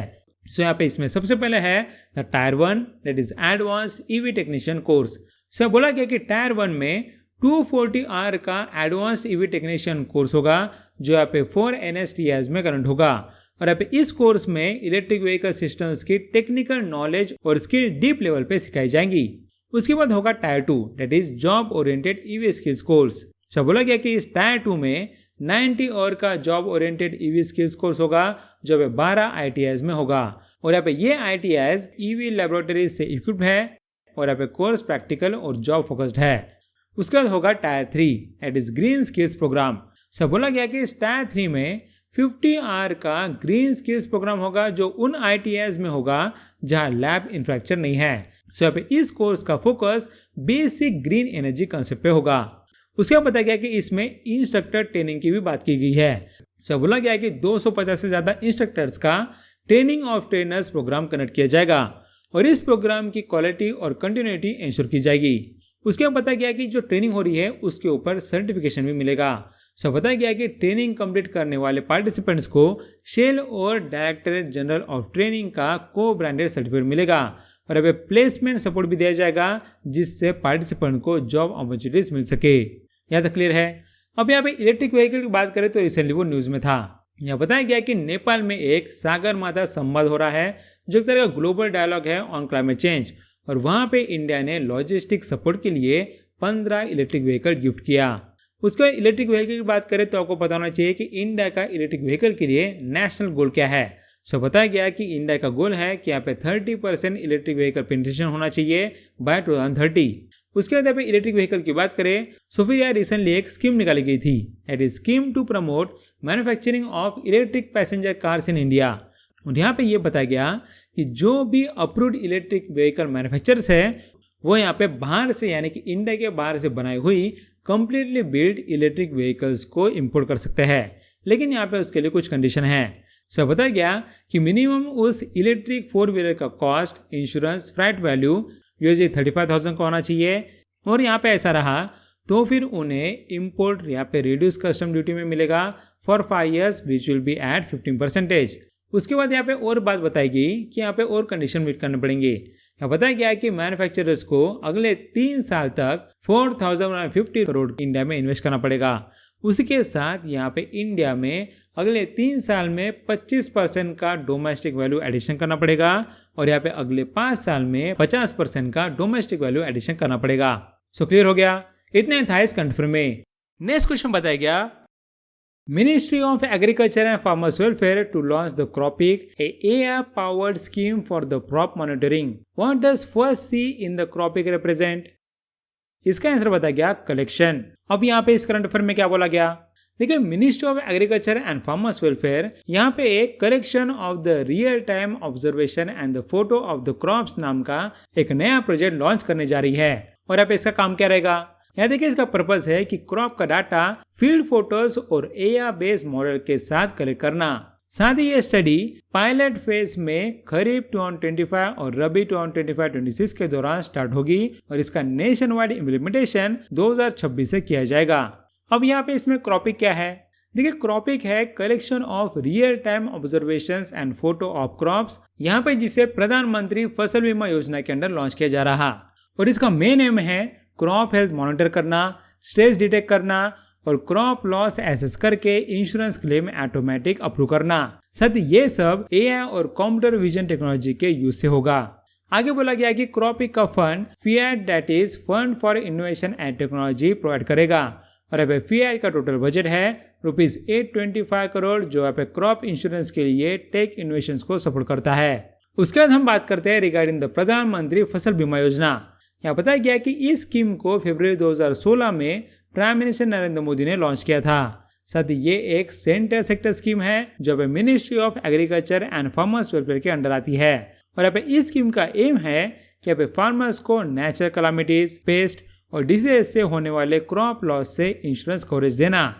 लेकिन इसके लिए फार्मर्स को थोड़ा प्रीमियम भी भरना पड़ता है। यह बताया गया है कि फार्मर का प्रीमियम रेट है 2% फॉर खरीफ क्रॉप्स, देन पे 1.5% फॉर रबी क्रॉप्स और अब 5% for commercial and horticultural crops. आगे बताया गया कि बाकी का प्रीमियम सेंट्रल और स्टेट गवर्नमेंट्स मिल के पे करती है, वो भी यहाँ पे सब्सिडी के फॉर्म में। साथ ही यहाँ पे जनवरी 2025 में गवर्नमेंट ने PMFBY और यहाँ पे restructure weather based crop insurance scheme को 2025-26 तक कंटिन्यू करने का अप्रूवल दे दिया है और यहाँ पे इस कंटिन्यूएशन के लिए टोटल बजट ₹69,515.71 करोड़ एलोकेट किया गया। सो क्लियर हो गया यहाँ तक। अब यहाँ पे PMFBY की बात करें तो रिसेंटली उसके रिलेटेड कुछ डाटा दिया गया था। यह बताया गया कि इस स्कीम के अंदर 4 स्टेट्स ने 100% इंश्योरेंस सेटलमेंट अचीव किया और यहाँ पे वो स्टेट्स है गोवा, छत्तीसगढ़, तेलंगाना एंड तमिलनाडु। आगे बताया गया कि हाईएस्ट पेंडिंग क्लेम्स में स्टेट्स थे आंध्र प्रदेश, महाराष्ट्र और राजस्थान। उसके बाद यहाँ पे हाईएस्ट क्लेम सेटलमेंट रेशियो में स्टेट्स थे Assam, Tripura, then Andaman and Nicobar islands. Then यहाँ पे लोएस्ट क्लेम सेटलमेंट रेशियो देखा गया इन सिक्किम। आगे यहाँ बताया गया कि यहाँ पे हाईएस्ट क्लेम फाइलेंस देखा गया in the Maharashtra, Rajasthan, then Madhya Pradesh. Then यहाँ पे हाईएस्ट क्लेम पेआउट्स देखे गए in the Maharashtra, Madhya Pradesh and Rajasthan. साथ ही बताया गया कि लोएस्ट क्लेम पेआउट्स देखे गए here in Goa and Andaman and Nicobar islands. Then यहाँ पे Sikkim and Manipur. So clear हो गया, इतना था इस कंट्री में। नेक्स्ट क्वेश्चन बताया गया, ministry of tribal affairs launches धरती आबा जन भागीदारी अभियान for tribal empowerment. The campaign covers how many tribal dominated districts across India. इसका आंसर बताया गया 549। अब यहाँ पे इस करंट अफेयर में क्या बोला है? देखिए, यहाँ बोला गया कि मिनिस्ट्री ऑफ ट्राइबल अफेयर्स ने धरती आबा जन भागीदारी अभियान लॉन्च किया और ये कैंपेन ट्राइबल एरियाज में अब तक का सबसे बड़ा बेनिफिट सैचुरेशन अभियान है। अब यहाँ पे इसके लिए टाइमलाइन और कवरेज क्या है? यहाँ बताया गया कि ये कैंपेन 15 जून से 30 जून तक चलेगा और यहाँ पे इसका कवरेज 549 ट्राइबल डोमिनेटेड डिस्ट्रिक्ट तक है। अब यहाँ पे इसका एम क्या है? देखिए, यहाँ बताया गया कि ये इनिशिएटिव जनजातीय गौरव वर्ष के अंडर लॉन्च किया गया। साथ ही इसका मेन एम है कि यहाँ पे गवर्नमेंट के बेनिफिट्स और सर्विसेज डायरेक्टली ट्राइबल लोगों के घर तक पहुंचाए जाए। अब यहाँ पे ये कौन कौन से सर्विसेज की बात कर रहे हैं? यहाँ बोला है कि इसमें आधार एनरोलमेंट की फैसिलिटी दी जा रही है। उसके बाद यहाँ पे हेल्थ इंश्योरेंस के लिए आयुष्मान भारत कार्ड्स बनाए जा रहे हैं। आगे बताया गया कि जन धन बैंक अकाउंट्स खोले जा रहे हैं या जिससे उन्हें फाइनेंशियल इंक्लूजन मिले। साथ ही अब PM किसान के बेनिफिट्स डिस्ट्रीब्यूट किए जा रहे हैं। नेक्स्ट अब पेंशन स्कीम्स एलिजिबल लोगों को मिल रही है। उसके बाद बताया गया कि यहाँ पे स्कॉलरशिप्स ट्राइबल स्टूडेंट्स को दी जा रहे हैं। नेक्स्ट यहाँ पे इंश्योरेंस स्कीम भी ऑफर की जा रही है सोशल सिक्योरिटी के लिए और स्किल ट्रेनिंग प्रोग्राम्स दी जा रहे हैं ताकि ट्राइबल यूथ को जॉब्स मिल सके। उसके बाद यह बोला गया कि ये कैंपेन प्रधानमंत्री जनजातीय आदिवासी न्याय अभियान के फ्रेमवर्क के अंडर काम करता है। आगे बोला गया कि इसका कनेक्शन धरती आबा जनजातीय ग्राम उत्कर्ष अभियान से भी है और यहाँ पे इस इनिशिएटिव का फोकस है कि लास्ट माइल डिलीवरी और जन भागीदारी यानी कि यहाँ पे लोगों की एक्टिव पार्टिसिपेशन। यहाँ तक क्लियर है। अब यहाँ पे ट्राइबल्स की बात करें तो रिसेंटली उनके लिए एक इंस्टीट्यूट निकाला गया था। यहाँ बताया गया कि तेलंगाना ने निकाला था इंदिरा सौरागिरी जल विकासम स्कीम और जहाँ पे ट्राइबल फार्मर्स को सोलर पंप्स दिए जाएंगे of 5 to 7.5 horse power. So clear हो गया, इतना था इस कंफर्म में। नेक्स्ट क्वेश्चन बताया गया, Maharashtra, Kerala, Bihar, Odisha sign MOU with the National Farmers Welfare Program Implementation Society to ease credit access through AgriStack. The Government of India has allocated how much crores for digital agriculture initiatives under the AgriStack platform? इसका answer बताया गया 6,000 करोड़।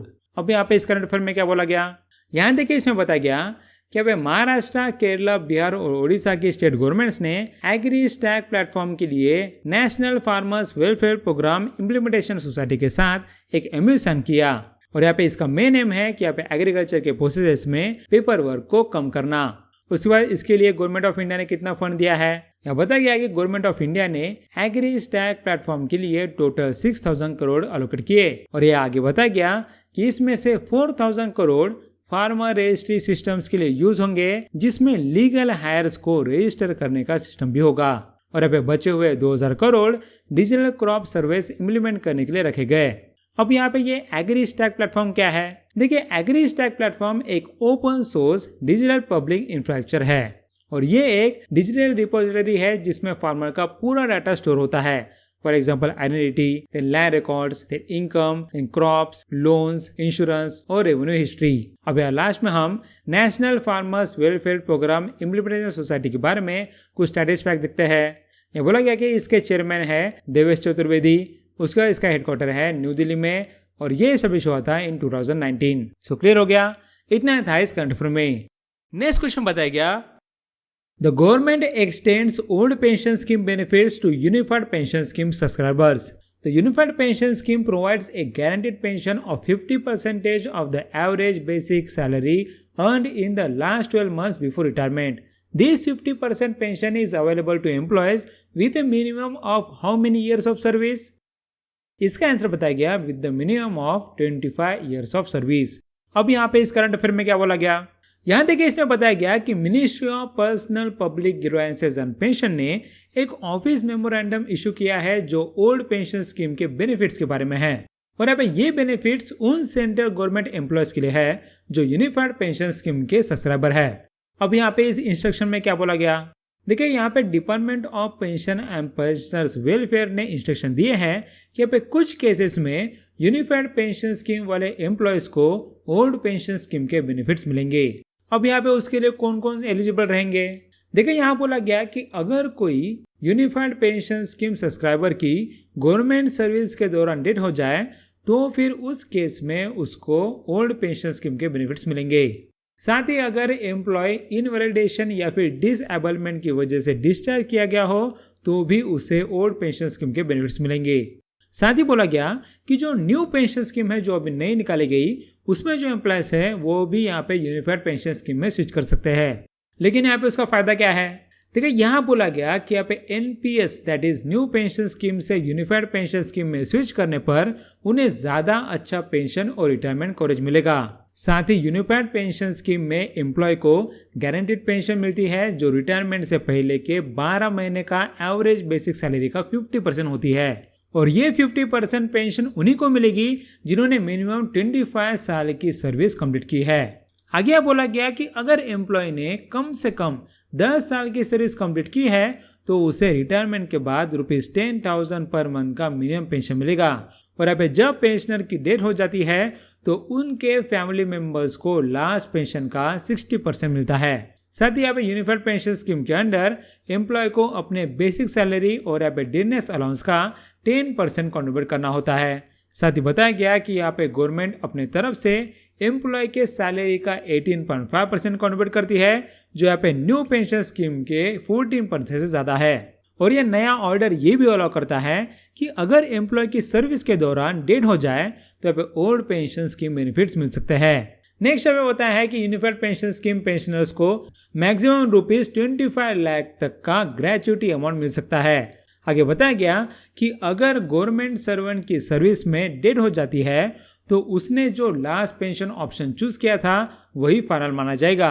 साथ ही यहाँ पे family members pension का option change नहीं कर सकते जो यहाँ पे डिसीज्ड एम्प्लॉय ने चूज किया था। अब हम यहाँ पे कुछ इंफॉर्मेशन देखते हैं अबाउट यूनिफाइड पेंशन स्कीम।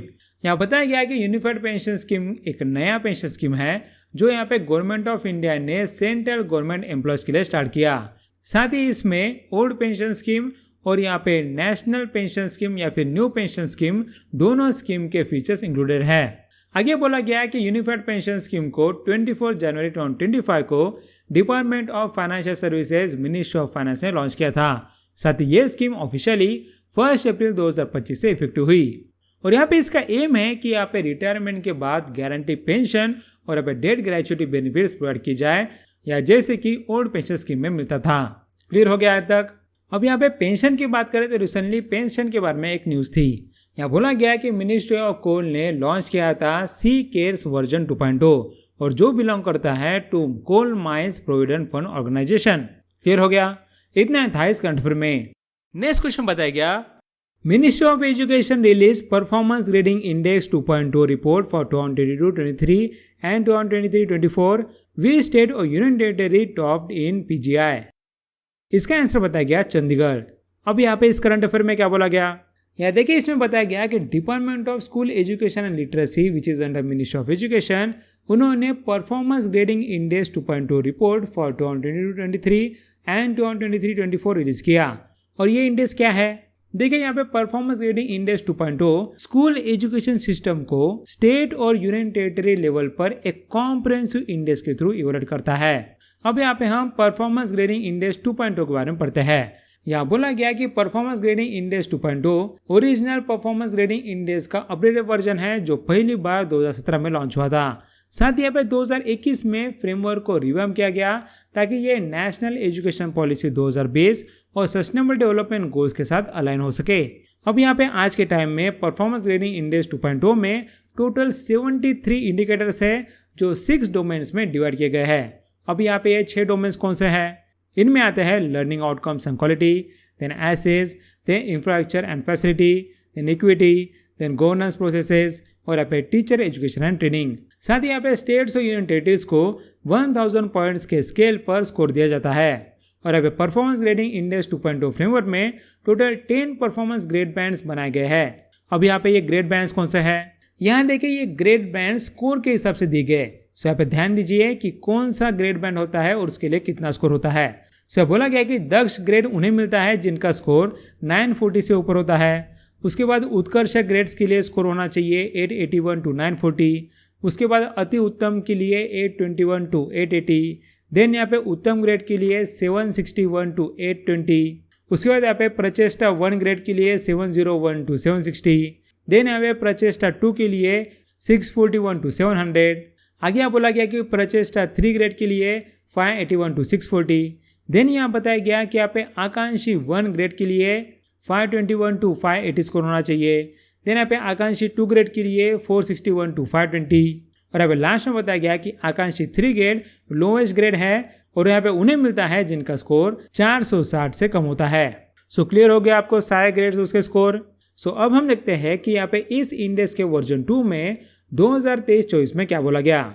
यहाँ बोला गया कि 2023-24 में चंडीगढ़ ने 703 स्कोर के साथ हाईएस्ट पोजीशन हासिल की। नेक्स्ट बताया गया कि यहाँ पे 2023-24 में चंडीगढ़ ही एकमात्र स्टेट और यूनियन टेरिटरी था जो यहाँ पे प्रचेष्टा 1 ग्रेड बैंड में आया। साथ ही यहाँ पे चंडीगढ़ ने 3rd कॉन्सिक्यूटिव ईयर तक टॉप पोजीशन मेंटेन की। उसके बाद आता है मेघालय। उसके बाद बताया गया कि मेघालय का स्कोर सबसे कम था विच वॉज 417.9 और अब मेघालय आकांक्षी 3 that is lowest grade category में आता है। अब हम देखते हैं कि यहाँ पे 2022-23 के लिए यहाँ टॉप 5 पीजीआई स्कोर्स किसे आए। सो यहाँ बताया गया कि फर्स्ट आया है Chandigarh, then Punjab, then Andaman and Nicobar islands, उसके बाद गुजरात और यहाँ पे केरला। उसके बाद हम देखते हैं कि 2023-24 के लिए टॉप 5 पीजीआई स्कोर्स किसे आए। सो यहाँ बताया गया कि इसमें भी फर्स्ट आया था Chandigarh, then Punjab, then Delhi, then Gujarat and then Odisha. अब हम आगे देखते हैं बॉटम रैंक स्टेट्स और यूनियन टेरिटरीज कौन से थे। यह बोला गया कि बॉटम में था अरुणाचल प्रदेश, देन उसके बाद मिजोरम, देन नागालैंड, देन बिहार। साथ ही यह बताया गया कि कोई भी स्टेट या union territory top 4 grade bands that is Daksh, Utkarsh, Ati Uttam और यहाँ पे उत्तम में नहीं था। उसके बाद यहाँ पे प्रचेष्टा 3 ग्रेड में आने वाले स्टेट्स और यूनियन टेरिटरी थे पंजाब, दिल्ली, केरला, गुजरात, ओडिशा, हरियाणा, गोवा, महाराष्ट्र, राजस्थान। आगे बोला गया कि मिड रेंज बैंड 521 to 580 में आने वाले स्टेट्स और यूनियन टेरिटरी थे उत्तर प्रदेश, तमिलनाडु, कर्नाटका, आंध्र प्रदेश, वेस्ट बंगाल, मध्य प्रदेश, हिमाचल प्रदेश, देन उत्तराखंड। और अब बोला गया कि पीजीआई स्कोर्स में स्टेट्स के बीच काफ़ी डिस्पैरिटी थी, जिसमें हाईएस्ट और लोएस्ट स्कोरर के बीच 300 पॉइंट से ज़्यादा का गैप था। अब हम यहाँ पे देखते हैं कि पीजीआई 2.0 2023-24 के लिए किन किन स्टेट्स ने इंप्रूवमेंट की। यह बोला गया कि 2023-24 में 36 स्टेट्स और यूनियन टेरिटरीज में से या 25 ने अपने ओवरऑल पीजीआई स्कोर्स में इंप्रूवमेंट लाया। जब बताया गया कि टॉप 3 स्टेट्स और यूनियन टेरिटरीज जिन्होंने इंप्रूवमेंट किया वो थे यहाँ दिल्ली विथ 44 पॉइंट्स, देन यहाँ पे हिमाचल प्रदेश विथ 41 पॉइंट्स और फिर हरियाणा विथ 41 पॉइंट्स। साथ ही यहाँ पे पुडुचेरी ने भी 37 पॉइंट्स के इंप्रूवमेंट के साथ अच्छा प्रोग्रेस दिखाया। क्लियर हो गया? इतने था इस कंट्री में। नेक्स्ट क्वेश्चन बताया गया, ministry of new and renewable energy launches how much crore startup challenge to boost rooftop solar and renewable innovations. इसका आंसर बताया गया 2.3 करोड़। अब यहाँ पे इस करंट अफेयर में क्या बोला गया, यहाँ देखिए इसमें बोला गया कि ministry of new and renewable energy ने innovative project startup challenge on rooftop solar and distributed renewable energy technologies launch किया। अब यहाँ पे इसका इम्प्लीमेंटेशन और कोऑर्डिनेशन कौन कर रहा है? सर बोला गया कि ये challenge ministry of new and renewable energy के गाइडेंस में इंप्लीमेंट हो रहा है। साथ ही इस इनिशिएटिव को national institute of solar energy Gurugram Haryana support कर रहा है और यहाँ पे चैलेंज का कोऑर्डिनेशन स्टार्टअप इंडिया प्लेटफॉर्म के थ्रू किया जा रहा है। अब यहाँ पे हम ये स्टार्टअप इनोवेशन चैलेंज क्यों कर रहे हैं? देखिए यहाँ बोला गया कि इसका मेन ऑब्जेक्टिव है कि यहाँ पे रूफटॉप सोलर और डिस्ट्रीब्यूटेड रिन्यूएबल एनर्जी के फील्ड में नए और इम्पैक्टफुल इनोवेशन को आइडेंटिफाई और सपोर्ट किया जा सके। साथ ही यहाँ पे इस चैलेंज के की फोकस एरिया क्या है? इसमें यहाँ पे फोकस एरिया है अफोर्डेबिलिटी, रिसाइलेंस, देन यहाँ पे इंक्लूसिविटी और यहाँ पे इन्वायरमेंटल सस्टेनेबिलिटी। और यहाँ बोला गया कि इस पूरे चैलेंज का टोटल प्राइस पुल ₹2.3 करोड़ है। यहाँ तक क्लियर हो गया? अब यहाँ पे सोलर की बात करें तो रिसेंटली उसके बारे में कुछ न्यूज़ थे। यहाँ बोला गया कि एंगोला ने ज्वाइन किया है इंटरनेशनल सोलर अलायंस को एज 123rd मेंबर। उसके बाद अगर सोलर की बात करें तो अब तेलंगाना ने लॉन्च किया है इंदिरा सौरागिरी जल विकासम स्कीम और यहाँ पे इस स्कीम के अंदर ट्राइबल फार्मर्स को सोलर पंप दिए जाते हैं। उसके बाद और सोलर की बात करें सो इंडिया है 3rd largest producer of solar and wind energy. Clear हो गया? इतना था इस करंट अफेयर में। नेक्स्ट क्वेश्चन बताया गया, union minister of state Pankaj Chaudhary launched a device for export examination. What is the name of the device? इसका आंसर बताया गया आईस्टैब। अब यहाँ पे इस करंट अफेयर में क्या बोला गया? यहाँ देखिए इसमें बताया गया कि मिनिस्टर ऑफ फाइनेंस के union minister of state Pankaj Chaudhary ने Indian customs tablet that is iStab device launch किया। अब यहाँ पे इसके फीचर्स क्या है? देखिए यहाँ बताया गया कि इंडियन कस्टम्स टैबलेट से custom officers export cargo examinations को रियल टाइम में मॉनिटर कर सकते हैं और यहाँ पे इससे अकाउंटेबिलिटी बढ़ेगी और डिलेस कम होंगे। साथ ही आगे बताया गया कि अब डिवाइस पेपरलेस प्रोसेसिंग को सपोर्ट करता है जिससे मैनुअल पेपर वर्क की जरूरत नहीं होती और यहाँ पे उसके बाद आईस्टैब एग्जिस्टिंग कस्टम्स डिजिटल प्लेटफॉर्म्स के साथ इंटीग्रेटेड है। उसके बाद इससे डाटा सीमलेसली फ्लो करता है और यहाँ पे एक्सपोर्ट ऑपरेशन ज्यादा एफिशिएंट होते हैं। अब यहाँ पे इस डिवाइस का इंपॉर्टेंस क्या है? देखिए यहाँ बोला गया कि डिवाइस एक्सपोर्ट क्लियरेंस का टर्न अराउंड टाइम काफी कम करने में मदद करेगा और यहाँ पे कस्टम्स प्रोसेस एफिशिएंट होने से इंडिया का रैंक वर्ल्ड बैंक के लॉजिस्टिक्स परफॉर्मेंस इंडेक्स में इंप्रूव हो सकता है। सो क्लियर हो गया? इतने था इस करंट अफेयर में। नेक्स्ट क्वेश्चन बताया गया, PM Modi participated in the common yoga protocol session at the beach front. The event set how many Guinness world records? इसका आंसर बताया गया 2। अब यहाँ पे इस करंट अफेयर में क्या बोला गया? यहाँ देखिए इसमें बोला गया कि अब पीएम मोदी ने ओडिशा में विजिट किया था और वहां पे उस विजिट के दौरान उन्होंने ओडिशा विजन डॉक्यूमेंट रिलीज किया और ये डॉक्यूमेंट ओडिशा के इंक्लूसिव डेवलपमेंट के लिए एक फ्यूचर रोडमैप की तरह काम करेगा। साथ ही हम देखते हैं कि उनके विजिट में यहाँ क्या क्या स्टेट लेवल इनिशिएटिव लॉन्च किए गए। यहाँ बोला गया है कि ओडिशा में कुछ important state level initiative launch किए गए हैं जिसमें है capital region urban transport initiative या जिसके अंदर 100 इलेक्ट्रिकल बसेस लॉन्च की गई। साथ ही यहाँ पे बारापुत्रा ऐतिहा ग्राम योजना स्टार्ट की गई और यहाँ पे इस स्कीम का एम है कि यहाँ पे ओडिशा के मशहूर व्यक्तियों के जन्म स्थल को कल्चरल हेरिटेज साइट्स बनाया जाए। उसके बाद हम बात करते हैं about the international day of yoga celebration in Andhra Pradesh. यहाँ बोला गया है कि 21 जून 2025 को आंध्र प्रदेश के विशाखापट्टनम में 11th international day of yoga का सेलिब्रेशन हुआ। नेक्स्ट बोला गया कि इस साल का थीम था yoga for one earth and one health. Next इस थीम का फोकस था कि यहाँ पे ह्यूमन और प्लेनेट की हेल्थ एक दूसरे से जुड़ी हुई है। साथ ही यहाँ पे पीएम मोदी ने बीच फ्रंट पर कॉमन योगा प्रोटोकॉल सेशन में हिस्सा लिया और यहाँ पे इस सेशन में 5 लाख से ज्यादा लोगों ने एक साथ योगा किया। साथ ही बोला गया कि इस इवेंट में 2 गिनेस वर्ल्ड रिकॉर्ड भी सेट हुए हैं। वो कौन से? इसमें बोला गया कि एक रिकॉर्ड बना है highest simultaneous participation in a single yoga session के लिए।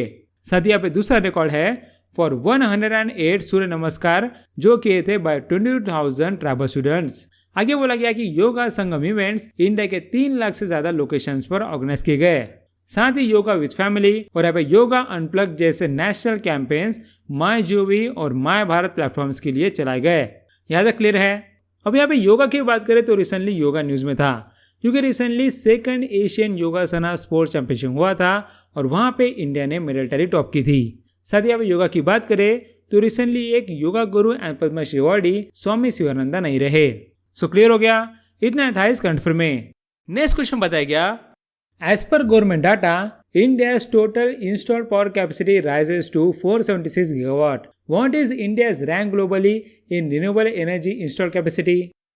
इसका आंसर बताया गया 4। अब यहाँ पे इस करंट अफेयर में क्या बोला गया? यहाँ पे देखिए, इसमें बताया गया कि गवर्नमेंट ऑफ इंडिया ने डाटा रिलीज किया है जिसमें बताया गया कि यहाँ पे इंडिया की टोटल इंस्टॉल पावर कैपेसिटी 2015-16 में 305 गीगावाट थी, जो जून 2025 तक बढ़कर 476 गीगावाट हो गई। साथ ही इसमें 49% यानी कि 235.7 gigawatt capacity non fossil fuel sources से आती है, जिसमें 226.9 गीगावाट रिन्यूएबल एनर्जी और अब 8.8 गीगावाट न्यूक्लियर पावर शामिल है। आगे बोला गया कि थर्मल पावर अभी भी सबसे ज्यादा हिस्सा रखता है, लगभग 50.52%।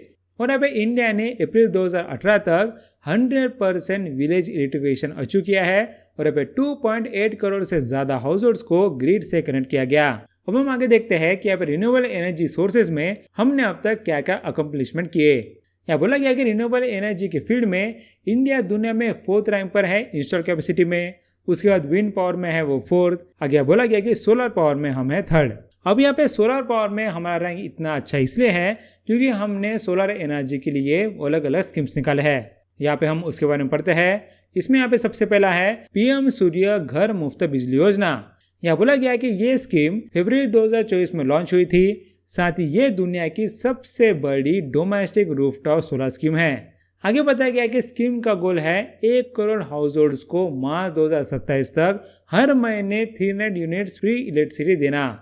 नेक्स्ट यहाँ पे इसका टोटल बजट 75,021 करोड़ है। साथ ही स्कीम से 30 गीगावाट सोलर कैपेसिटी ऐड करने का टारगेट है और अब 720 million metric tonne CO2 emissions reduce करने का एम है। उसके बाद यहाँ पे स्कीम है PM Kusum, which is here प्रधानमंत्री किसान ऊर्जा सुरक्षा एवं उत्थान महाअभियान। यहाँ बोला गया कि ये स्कीम मार्च 2019 में लॉन्च हुई थी, जिसका एम है फार्मर्स की इनकम, एनर्जी और वाटर सिक्योरिटी के थ्रू बढ़ाना। साथ ही यहाँ पे फार्मर्स को सोलर पंप लगाने के लिए फाइनेंशियल सपोर्ट मिलता है और अब एग्रीकल्चर को डीजल से हटाकर सोलर बनाया जाता है। आगे बोला गया कि इस स्कीम का target 34.1 gigawatt solar capacity add करना है और अब बजट है 34,422 करोड़। साथ ही इस स्कीम के सारे कंपोनेंट्स एग्रीकल्चर इंफ्रास्ट्रक्चर फंड के थ्रू फाइनेंस किए जा रहे हैं। उसके बाद यहाँ पे और स्कीम है, that is solar power scheme. यह बोला गया कि इस स्कीम में लार्ज स्केल सोलर प्रोजेक्ट्स को प्रमोट किया जाता है, या जिसमें हमारा टारगेट है कि मार्च 2026 तक हम यहाँ पे 40 गीगावाट सोलर कैपेसिटी ऐड करेंगे। नेक्स्ट बताया है कि अब तक 55 सोलर पार्क्स अप्रूव किए गए हैं, जिनका टोटल कैपेसिटी 39,958 मेगावाट है अक्रॉस 13 स्टेट्स। साथ ही इनमें से 24 पार्क्स ऑलरेडी कमीशन हो चुके हैं, जिनके पास 12,804 मेगावाट कैपेसिटी है। उसके बाद यहाँ पे और स्कीम है, it is PLI scheme for solar PV models. यहाँ बोला गया कि PLI scheme for solar PV models का बजट 24,000 करोड़ है। साथ ही इसका मकसद है डोमेस्टिक सोलर PV मैन्युफैक्चरिंग को बूस्ट करना और यह बोला है कि 48,337 मेगावाट मैन्युफैक्चरिंग कैपेसिटी के लिए लेटर्स ऑफ ऑर्डर भी इशू हो चुके हैं। उसके बाद यहाँ पे और स्कीम्स की बात करें तो उसमें आते हैं PM जनमन, दैट इज प्रधानमंत्री जनजाति आदिवासी न्याय महाअभियान। साथ ही इसमें है DAJGUA, दैट इज धरती आबा जनजातीय ग्राम उत्कर्ष अभियान। सो बोला गया कि अब PM जनमन स्कीम नवंबर 2023 में लॉन्च हुई थी, जो अब पार्टिकुलरली वुल्नरेबल ट्राइबल ग्रुप्स के डेवलपमेंट पर फोकस करती है। साथ ही यहाँ पे धरती आबा जनजातीय ग्राम उत्कर्ष अभियान नाम की सोलर पावर स्कीम बनाई गई है जो आती है पीएम जन के अंडर और जो 1 लाख अनइलेक्ट्रिफाइड पीवीटीजी होम्स को 18 स्टेट्स में बिजली देने का काम करेगी। उसे बताया गया कि इसका बजट है 515 करोड़। नेक्स्ट गवर्नमेंट ने बताया कि हम यहाँ पे ऑयल एंड गैस सेक्टर में क्या कर रहे हैं। बोला गया कि ऑयल एंड गैस सेक्टर में इंडिया दुनिया का 3rd लार्जेस्ट ऑयल कंज्यूमर है, इसलिए ये सेक्टर एनर्जी सिक्योरिटी के लिए इम्पोर्टेंट है। उसके बाद यहाँ पे बायोफ्यूल और इथेनॉल बिल्डिंग की भी बात की गई। यहाँ बोला गया कि बायोफ्यूल और इथेनॉल बिल्डिंग के लिए नेशनल बायोफ्यूल पॉलिसी 2018 ने टारगेट दिया है कि अब 2025-26 तक 20% इथेनॉल ब्लेंडिंग अचीव करनी है। और यहाँ पे अब तक हमने कितना अचीव किया। यह बोला गया कि इथेनॉल ब्लेंडिंग 2014 में सिर्फ 1.53% थी जो 2025 तक बढ़कर 18.5% तक पहुंच चुकी है। क्लियर हो गया, इतना था इस करंट में। नेक्स्ट क्वेश्चन बताया गया, UPSC launches Pratibha Setu portal for near successful candidates. It is a revamped version of the earlier public disclosure scheme that was introduced in which year. इसका आंसर बताया गया 2018। अब यहाँ पे इस करंट अफेयर में क्या बोला गया, यहाँ बोला गया कि यूपीएससी ने प्रतिभा सेतु पोर्टल लॉन्च किया है जो न्यू दिल्ली से ऑपरेट होता है। साथ ही ये portal department of personal and training के डायरेक्शन में लॉन्च हुआ है जो ministry of personnel public grievances और पेंशन के अंडर आता है। आगे बोला गया कि अब प्रतिभा सेतु का फुल फॉर्म है professional resource and talent integration bridge for hiring aspirants. Sir ये एक अपडेटेड वर्जन है पुराने द पब्लिक डिस्क्लोजर स्कीम का जो 2018 में शुरू हुई थी। अब यहाँ पे इस पोर्टल का काम क्या है, देखिए आप बोला गया कि इस पोर्टल का पर्पस है कि उन कैंडिडेट्स को करियर का एक नया रास्ता देना जो यूपीएससी के एग्जाम से सभी स्टेजेस क्लियर होने के बाद भी फाइनल मेरिट लिस्ट में नहीं आ पाए। साथ ही यहाँ पे रिक्रूटर्स इस पोर्टल से टैलेंटेड कैंडिडेट्स का डाटा एक्सेस कर सकते हैं ताकि उन्हें सुटेबल जॉब्स मिल सके।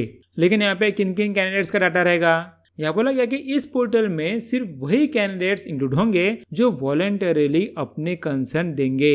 इसका मतलब यह है कि पार्टिसिपेशन ऑटोमेटिक नहीं है, यहाँ पे कैंडिडेट्स की परमिशन जरूरी है।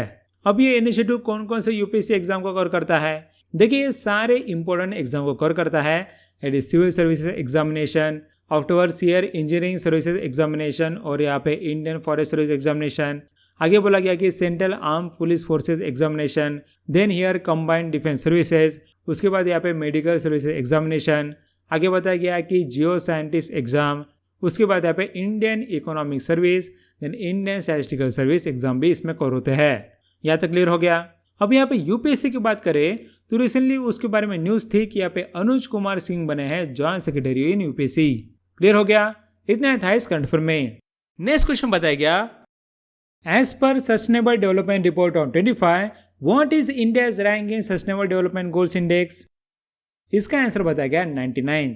अब यहाँ पे इस करंट अफेयर में क्या बोला गया, यहाँ बोला गया कि यूनाइटेड नेशन के सस्टेनेबल डेवलपमेंट सॉल्यूशन नेटवर्क ने सस्टेनेबल डेवलपमेंट रिपोर्ट ऑन 25 का 10th एडिशन रिलीज किया। साथ ही इस रिपोर्ट का टाइटल है financing sustainable development to 2030 and mid century. आगे बोला गया कि पहली बार इंडिया ने सस्टेनेबल डेवलपमेंट गोल्स इंडेक्स में टॉप 100 में जगह बनाई जहां पे वो 193 कंट्रीज में 99th रैंक पर आया। साथ ही यहाँ पे इंडिया का इस इंडेक्स का स्कोर था 66.95 जो यहाँ पे 2024 के 109th रैंक से काफी बेहतर इंप्रूवमेंट है।